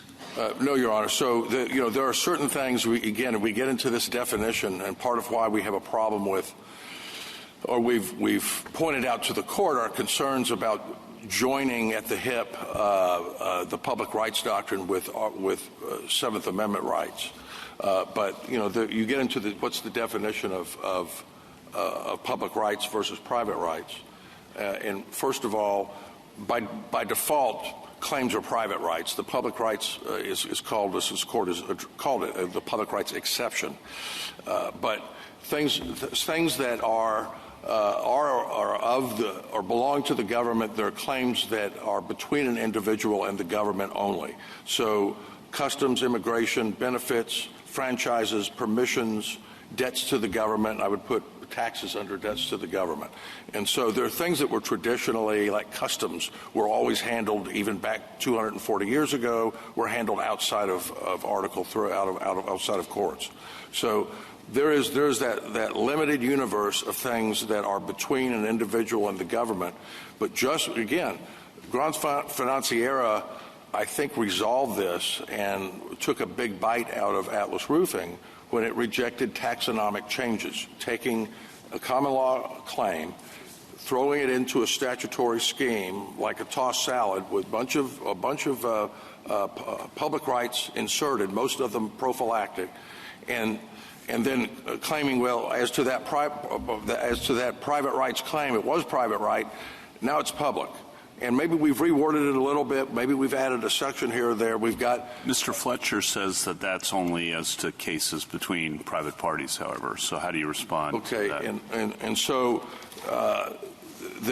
this court has not yet. This is a matter of first impression in this precise context. Atlas Roofing was the last case that kind of dealt with this issue, where it's an enforcement action by the government. But the court has made crystal clear that it does not matter who the parties are. The Seventh Amendment right is based on, or back up. Private rights are based on the nature of the underlying claim, not the forum that the case happens to be filed in or adjudicated in, and not who the parties are. See, Mr. McCulloch, I think that that's not a right reading of our precedent. I mean, what has happened since Atlas Roofing, we've actually never had since Atlas Roofing another, if you will, public-public case, where public-private case, where there's a government entity on one side of the V. And the reason that we've not had those in 50 or 60 years is because those have been thought the easy cases. What have been thought the hard cases, Northern Pipeline, Shore, Grand Financiera, Stern, oil states, these are all private people on both sides of the V. And nonetheless, we've held that public rights might be involved because their disputes are embedded in federal statutory schemes. So those are the hard cases. But we've never suggested that in a case where Congress has given an agency the power to enforce something, and the agency is bringing the charge, if you will, that's just not. That's settled. Well, it's settled only to the extent no one's brought it up and forced this issue since Atlas Roofing. I agree. In this context. Nobody has had the, chutzpah, to quote my people, to bring it up since Atlas Roofing. And here, again, I want to come back to the Seventh Amendment for a minute, because we do get bogged down in public rights, private rights, Article 3.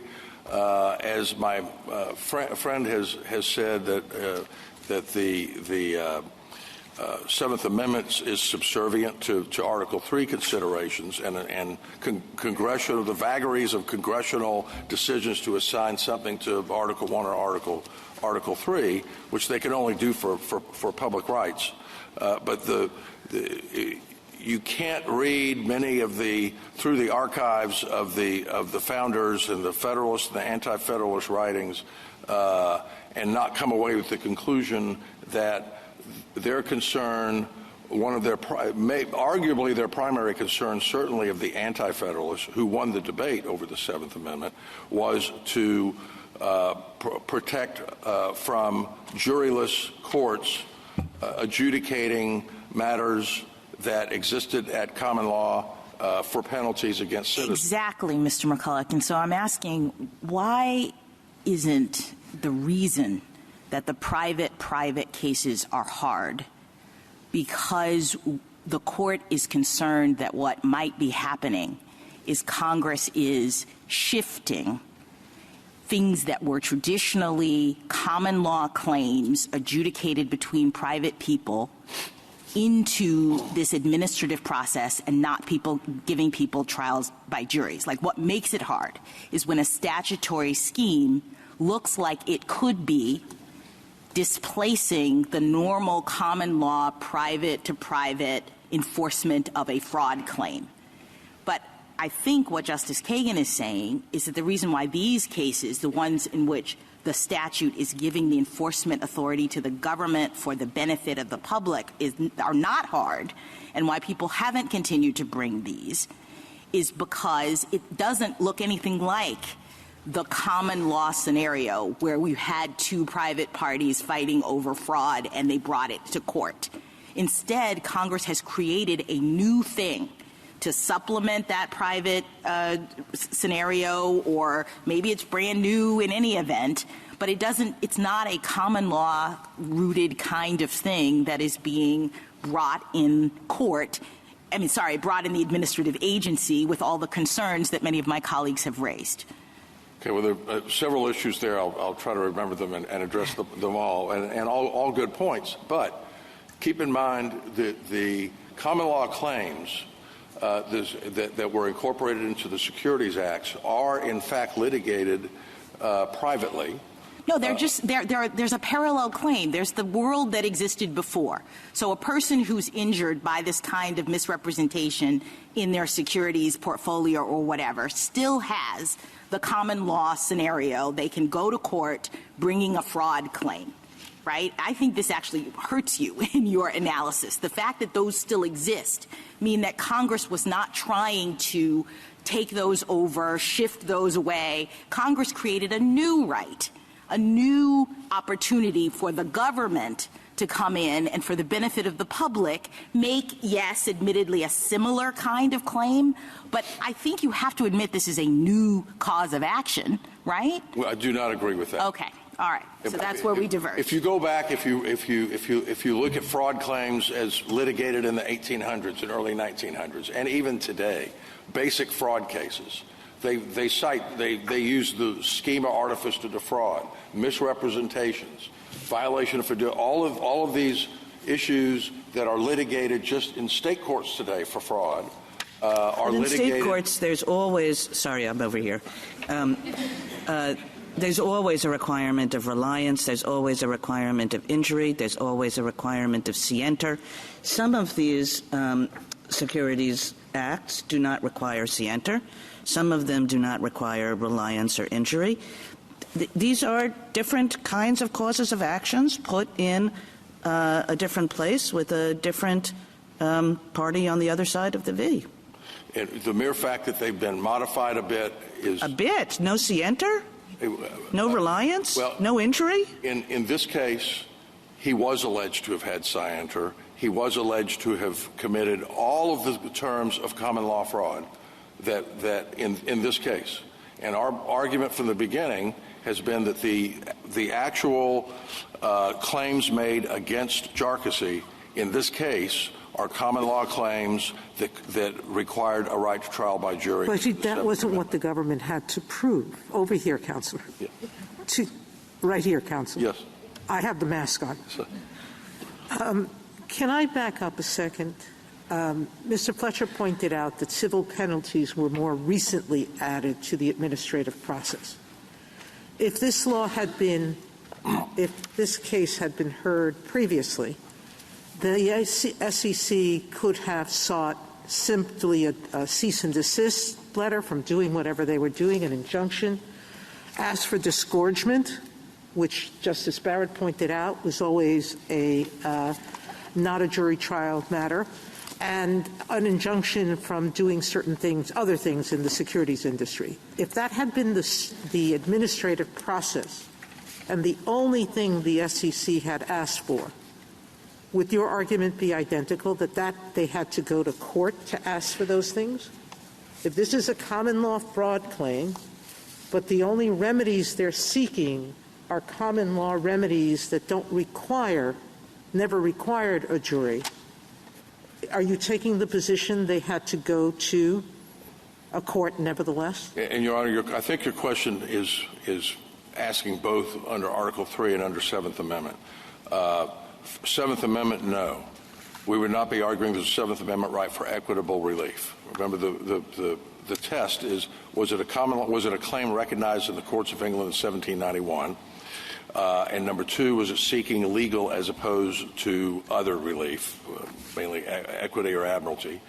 And so a claim for just disgorgement, at least under the law as it existed until 2021, as this court held in the Liu case 3 years ago, disgorgement is an equitable remedy, and this court went back to look at the law of pre-future. So you're saying equity. they didn't require a jury trial, but that doesn't answer my first question. Would Article 3 have required judicial And I believe Article 3 would require that. The 7th Amendment, though, would not. All right. So you're basically going to that broader point that you're actually asking for that fundamental change that Mr. Fletcher talked about. You're saying any action has to go to federal court if it has an analog in common law. Yes, Your Honor.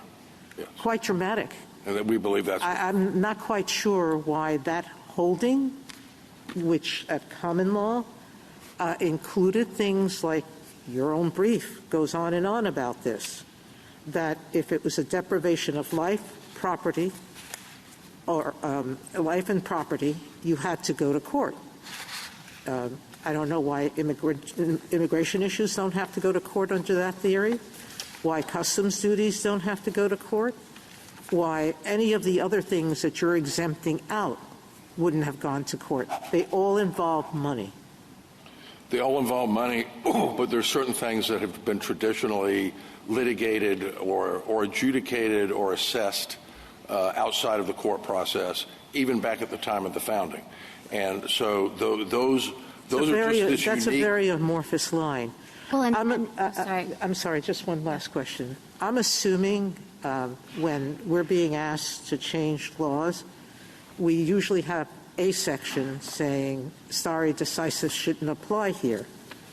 The dramatic change that you're proposing in our approach and jurisdiction is going to have consequences across the board. We're going to have to decide questions like the one you assume, that long list is exempt, but we're going to have to decide whether that's true. And we have a series of other agencies with very big responsibilities. Start with the EPA, start with the Commodities Commission, the Postal Service that can assess penalties for transporting hazardous materials in interstate traffic. All of those agencies will have to go to court, correct?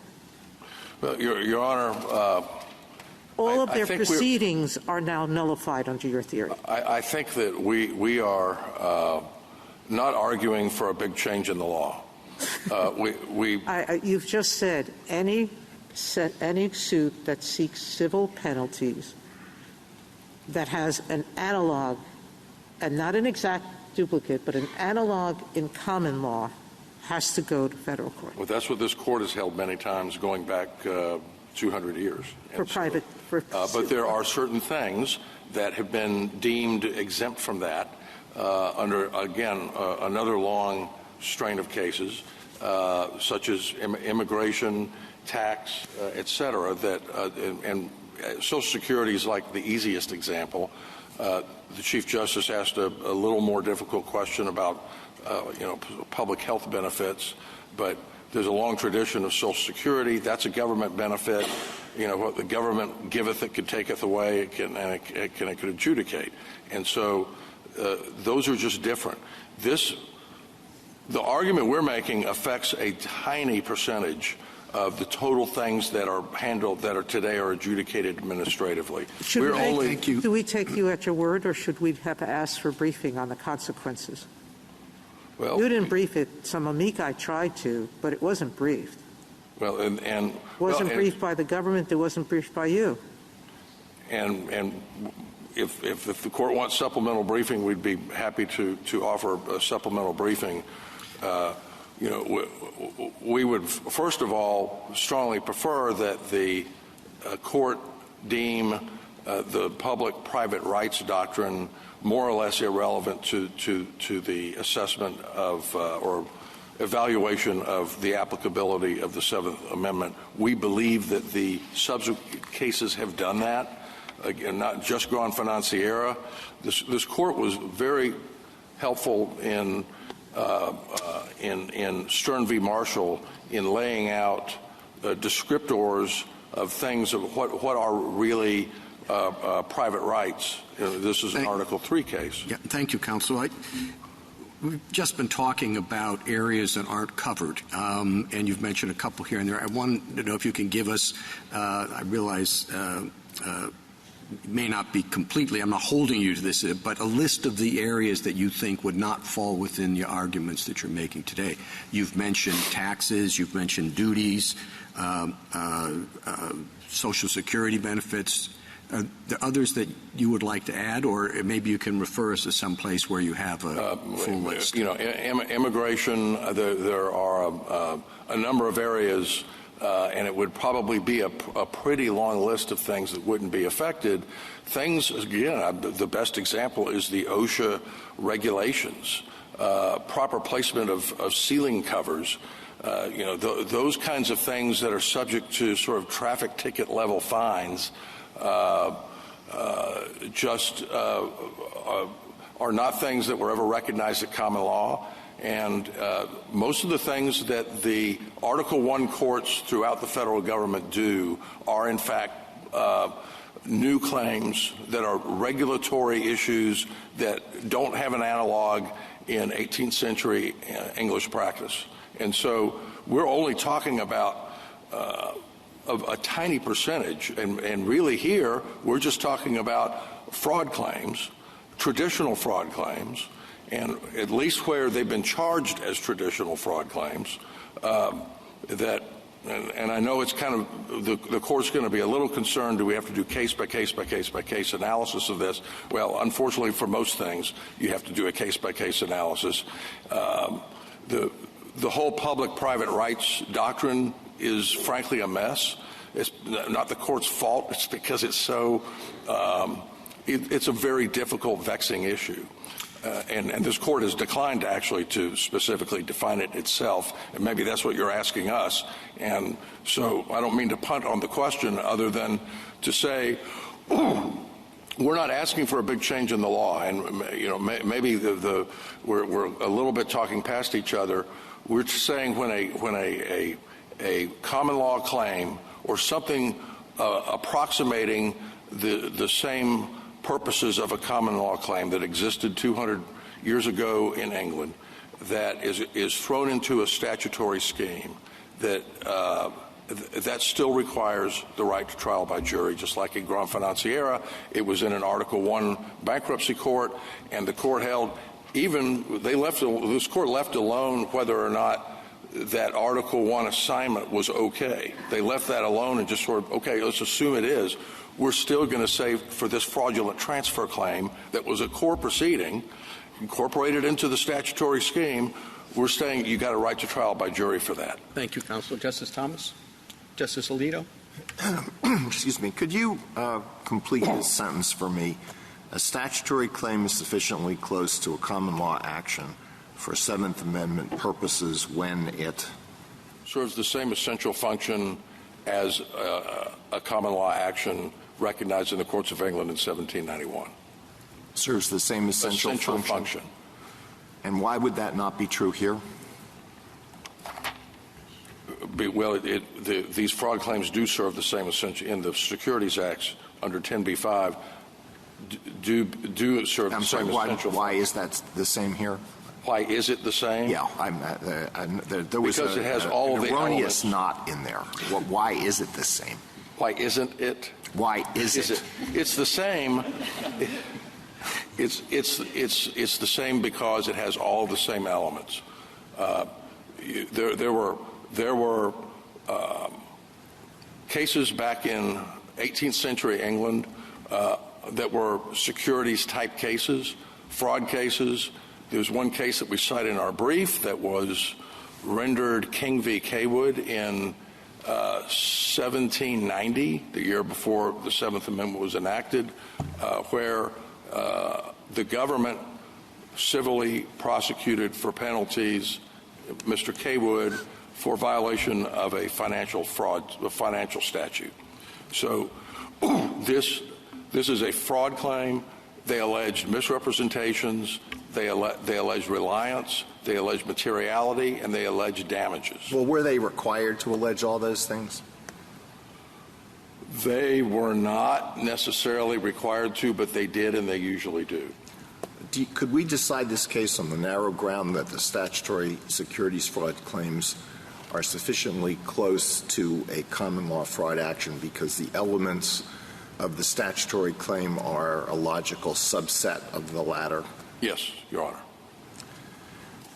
I know you think the public rights, private rights distinction is fuzzy, but do you think it's a difficult question whether customs duties are public rights or private rights, involve public rights or private rights?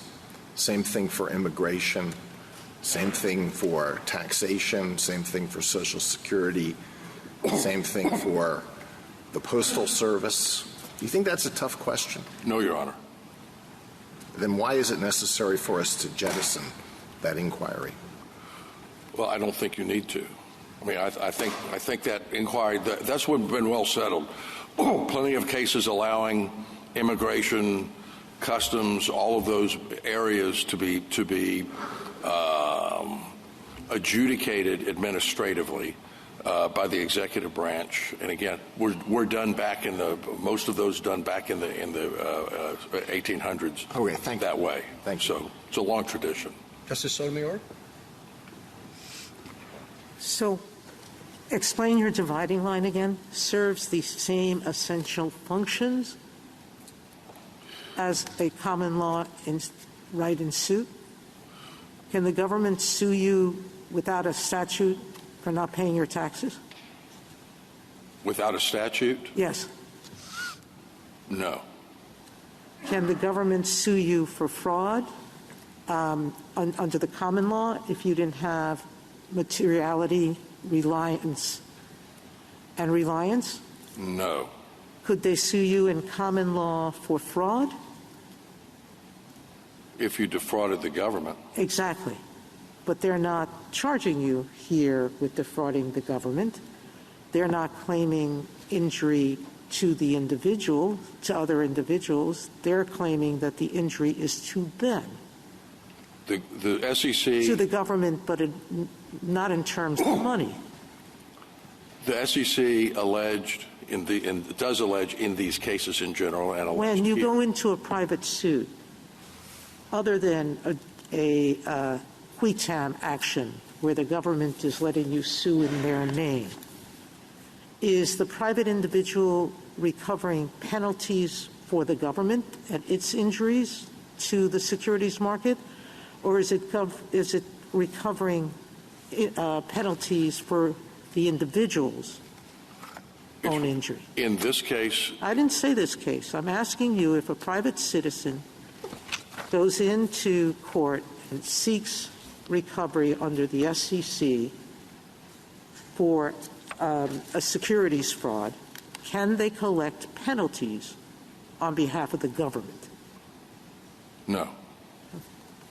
In this case... So what's the essential function that's the same in an action by the government and an individual?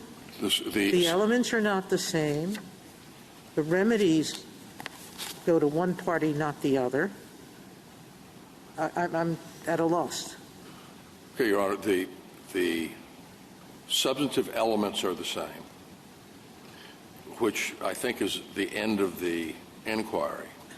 But to take it further, the SEC takes those penalties, according to them, they take most of the penalties and most of the disgorgement money that they take in and return it to the victims. You know, that's very generous of the government, but it's not, you know, I can give my money to charity, but it's not the court's right to, the court doing that, it's the SEC choosing to do that. The SEC, just like the victim could choose and probably does give the government some of the money in taxation. I'm not sure if penalties are exempt or not. Well, and sometimes courts frequently in these SEC fraud cases appoint receivers who are ordered by the court to collect money and return it to the investors. But the SEC largely acts today. Thank you, counsel. Justice Kagan? Mr. McCulloch, if you look at the history of the securities legislation in this country, a lot of it came into effect, of course, after the Great Depression. And then there have been two more recent tranches. One came after the savings and loan crisis, and the other came after the 2008 Great Recession, if you want to call it that. And each time Congress thought, something is going terribly wrong here, and people are being defrauded and people are being harmed, and these common law suits that you're talking about were not solving the problem. And Congress said, we have to give the SEC responsibilities, we have to give them powers, we have to give them greater authorities. And I guess what I'm wondering is when you say, well, we should go back to the common law suits that were brought 200 years ago in the courts of Westminster, I mean, is Congress's judgment after the Depression, after the savings and loan crisis, after the Great Recession, is Congress's judgment that more powers were needed within an administrative agency entitled to no respect? No, it's entitled to lots of respect. And again, everything that the Securities Acts do and that the SEC does, we support. And it doesn't it's not a matter of not respecting Congress. Congress acted appropriately, except insofar as they eventually, in 1990, and then in 1990 when they allowed the SEC to sue people outside of the regulatory universe, people that were regulated and registered, they gave them the authority to come after any person. And then in Dodd-Frank in 2010 allowed them to get penalties against any person. They didn't really use that power against any person when they couldn't get penalties. And so as soon as they got the penalty authority, that's when they could go after any person for securities fraud. And our argument has been, and I believe the Fifth Circuit's holding, is that basic securities fraud allegations, whether they're inside or outside of a statutory scheme, the nature of the claim is private. The nature of the claim, it's just exactly the same way. It's analogous enough to common law claims that existed in 1791 in England, and therefore the Seventh Amendment applies, period. Justice Gorsuch? Just wanted to clarify a few things that I found confusing. Under 10b-5, in addition to proving a material misrepresentation, I thought scienter was required statutorily, correct? Yes, Your Honor. Okay. And then I had thought that as well, that for when the SEC seeks civil monetary penalties, it has to prove causation between the defendant's conduct and a loss to persons. Yes, Your Honor. That's statutorily required. That's in the statute. Okay. So those elements all match up. They match up very neatly. Okay. Yes. And I thought in Toll, Justice Brennan made the point that there doesn't have to be a perfect common law analog.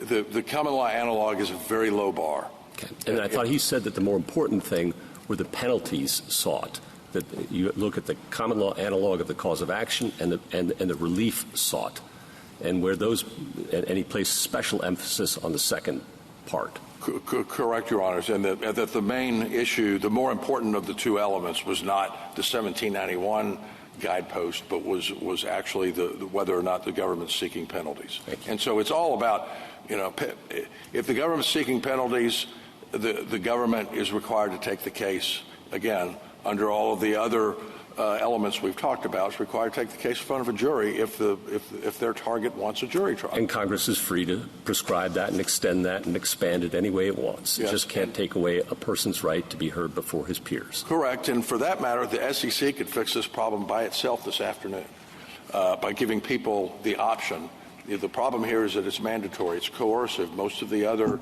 cases, situations at other agencies, people have an opt-out, or they can choose which forum they go in. The problem here is that it's coercive, and so the SEC gets to unilaterally strip your Seventh Amendment and a number of other rights away by choosing that forum. Thank you. The SEC could fix that in a heartbeat. Thank you. Justice Kavanaugh? Two questions. For those cases that are covered by your rule, whatever the scope of that is, agencies, I think under your approach, could still bring those same suits in federal court. So there'd still be full enforcement of all the regulatory statutes, environmental, securities, what have you. But so I think I understand your point on that. But Mr. Fletcher says that's still a big problem because Congress would have to enact statutes that allowed agencies that don't have the authority to go to federal court to do so, and he says that would be a burden on federal courts. And I just want to get any response you might have to that. If there's a common law claim for penalties embedded in some of those statutes, then the answer is yes. Well, that's not the question. The question is, what about the burden on federal courts that Mr. Fletcher raised? Respond to that, and then the burden on agency enforcement for those agencies that don't have the authority to seek federal civil penalties in federal court now. I could speak most authoritatively to the SEC and what effect it would have there.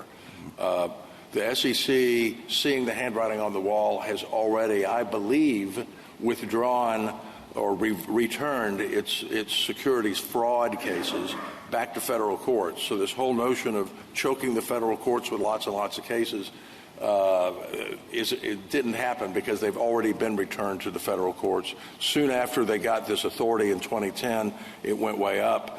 And then these constitutional challenges started getting filed that went back down. And so I don't think, in fact, I think the impact at the SEC, if this court upholds the Fifth Circuit on the Seventh Amendment, will be zero. It'll be virtually nothing. Okay. And then second question is, if you're asking us, as some of the questions suggest, to scale back, narrow a precedent of ours, in order that an individual has a right to federal court rather than an in-house tribunal. Before we do that, we should know that it's more than just housekeeping, that it matters. And you haven't really said, it really matters to be in federal court rather than in-house agency tribunal, and here's your opportunity. You mean matters constitutionally, or is it practical? No, matters, we could change precedent, but if it doesn't have any impact other than housekeeping of where you file your briefs, which tribunal you'll file it in, then that's a lot to ask us to narrow a precedent for where you file your briefs. But does it matter? It matters. It obviously does, but how and why and how much? It matters. It matters quite a bit. Even beyond the right to trial by jury, which is the most important of the ramifications. But there's all kinds of due process issues. There are prejudgment issues embedded in this whole process. There are a number of we had two other issues that we raised in the Fifth Circuit that they just left behind because they thought they had bitten off enough with these three issues that the court granted cert on. So and if we did get back, if you rule against us on everything, we've got several issues still coming. But we think the court will uphold the Seventh Amendment right here, and the difference between going to federal court, and I've done both, going to federal court and going to administrative proceeding is stark. The discovery rights are almost zero. The Division of Enforcement gets a 1 or 2 or 3 year head start on you.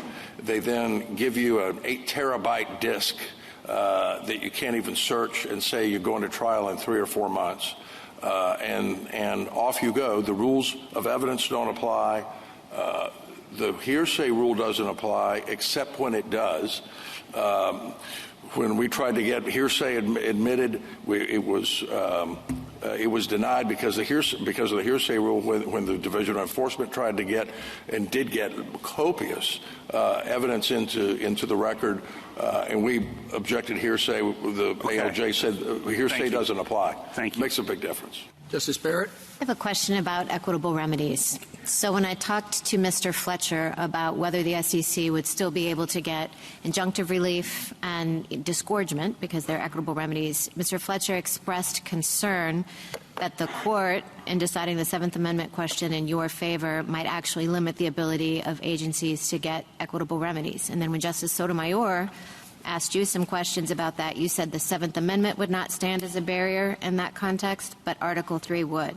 So if we decided in your favor on the Seventh Amendment question, do you think that would necessarily resolve any kind of Article 3 question? And if not, why did you even bring it up? Well, I don't know that we did bring it up. Well, you brought it up to Justice Sotomayor. Well, I did. I thought that was part of her question, but what I was trying to say is, number one, the Seventh Amendment issue doesn't require the court necessarily to resolve the Article 3 issue. We don't think that the Article 3 public-private right analysis is even necessary to resolve this case under the Seventh Amendment, which is the issue that was raised below, the issue that was ruled on below. Doesn't it bear on it? Because if you're looking to see what was a suit at common law, I mean, isn't that private right?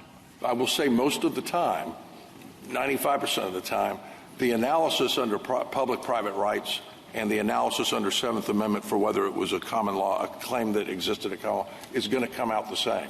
It comes out with the same result. And that's why this construct has worked for the last 50, 60 years.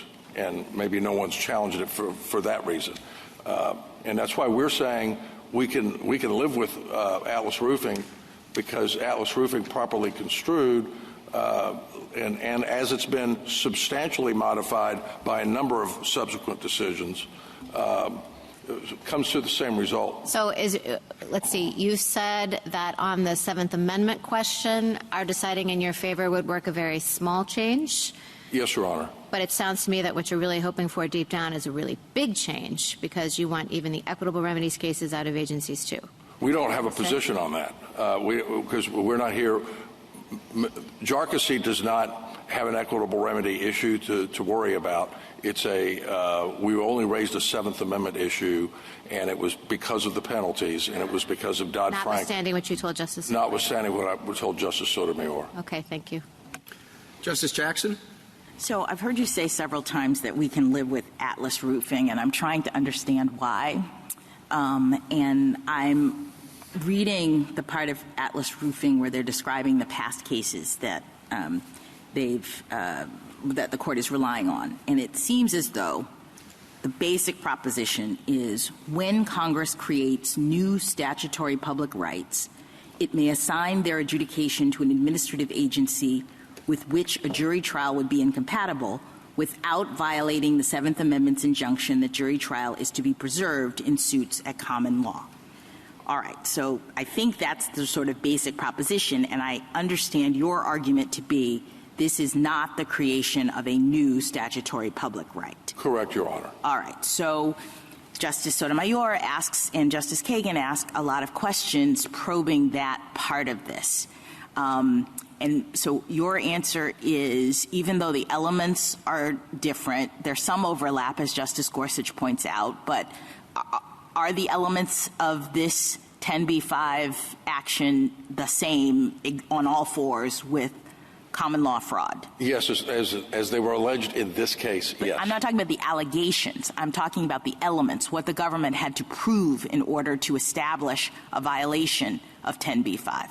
They are substantially the same and certainly serve the same essential function as a traditional common law fraud. Right, but in Atlas Roofing, we had the service of the same essential function of a tort claim. But the court here still said it was a new statutory claim. It described the circumstances under which it arose and called it new. So I guess I'm trying to understand why here even though you're right, the allegations, one could have made perhaps a standard common law fraud claim out of the allegations. If the elements of the statutory claim are different, why are you suggesting that it is not new? Well, so I would push back on the notion that the OSHA regulatory prophylactic claims sound in tort. They don't sound in tort. Because? Because you don't have to have any injury. If again, you have to have injury here as an element? You do not have to have injury as an element, but to get damages you do. So no, I understand, but as an element, right, you say the OSHA claims didn't have the injury element. We don't have that element here either. So why are these claims old and those claims new? Because those claims are, again, they're so prophylactic as to whether your ceiling cover is in exactly the right position. No one could sue in tort over that. Because there's no... because the duty is arising out of the only statutory. Out of the statute. All right. And the duty here is arising out of the statute in the same way, I think. But let me just ask you this.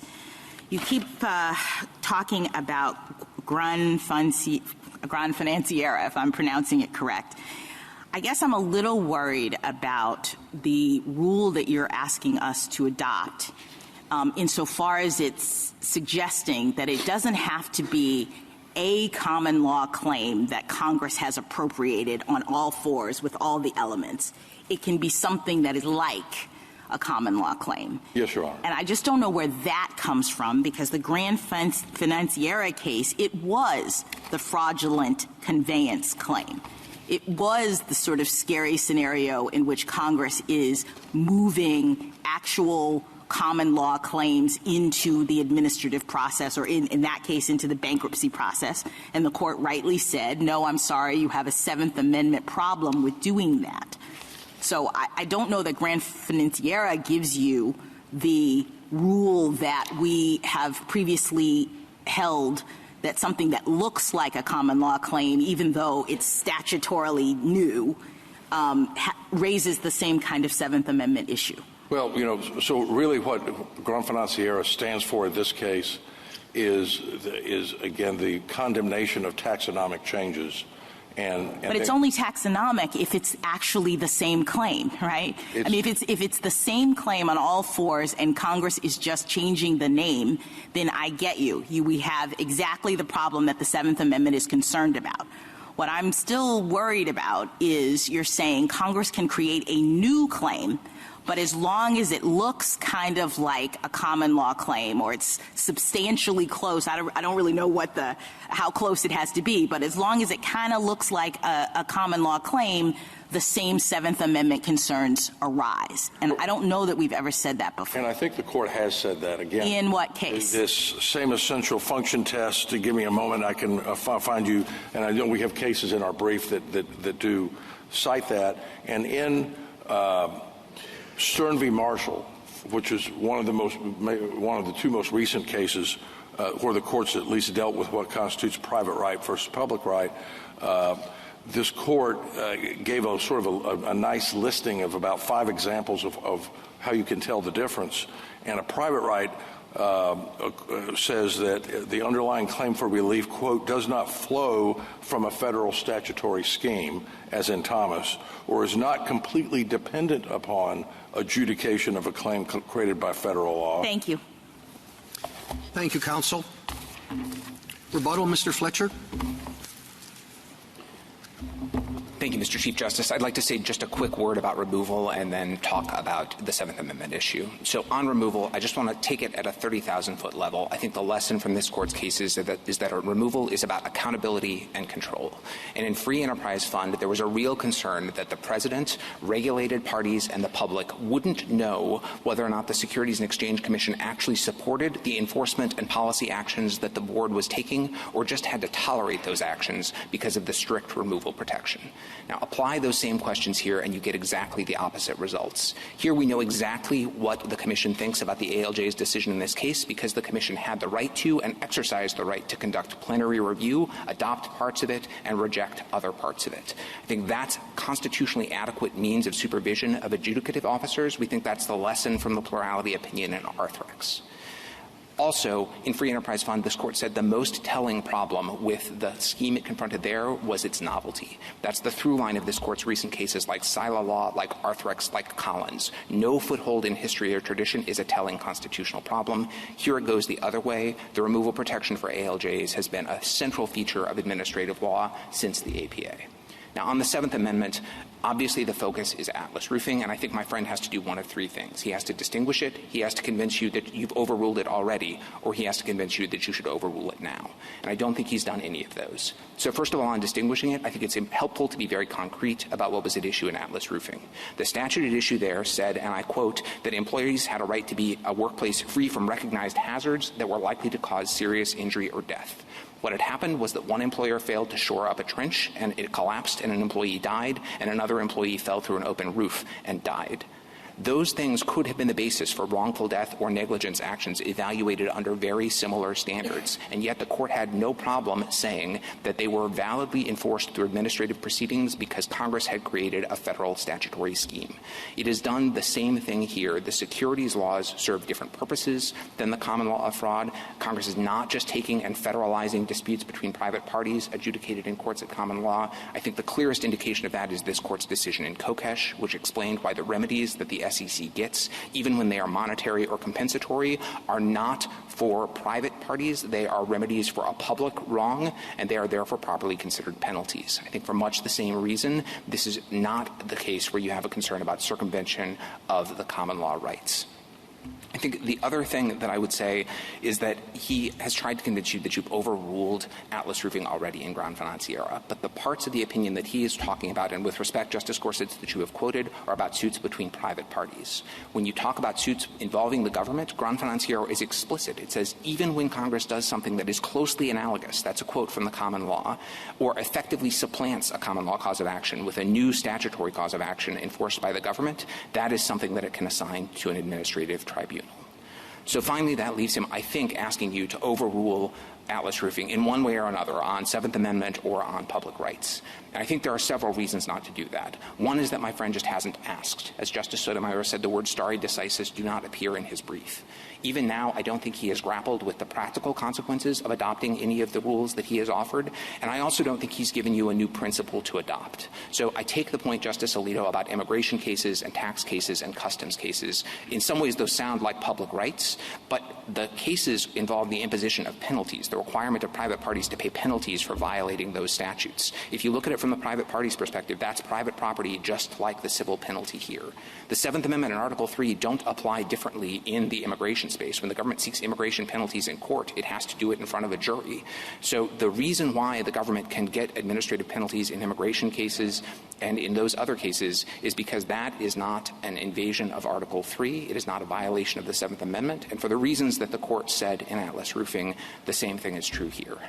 So finally, I would just like to say, going back to this court's decision in Brackeen last year, the court said the parties before us have raised real concerns with our past precedent. They've made arguments based on history, but they haven't taken on the burden that we expect parties to take on when they ask us to overrule precedent. They haven't acknowledged what they're asking for. They haven't grappled with practice and principle. And so whatever those arguments might be in a future case, we're not going to engage with them here. I think you should do the same thing today. I think you can reverse the decision below and uphold the Securities and Exchange Act's provisions at issue here without going 1 inch beyond Atlas Roofing. And I think a decision reversing the Fifth Circuit on that basis would leave the law exactly where you found it today. Thank you. Thank you, counsel. The case is submitted.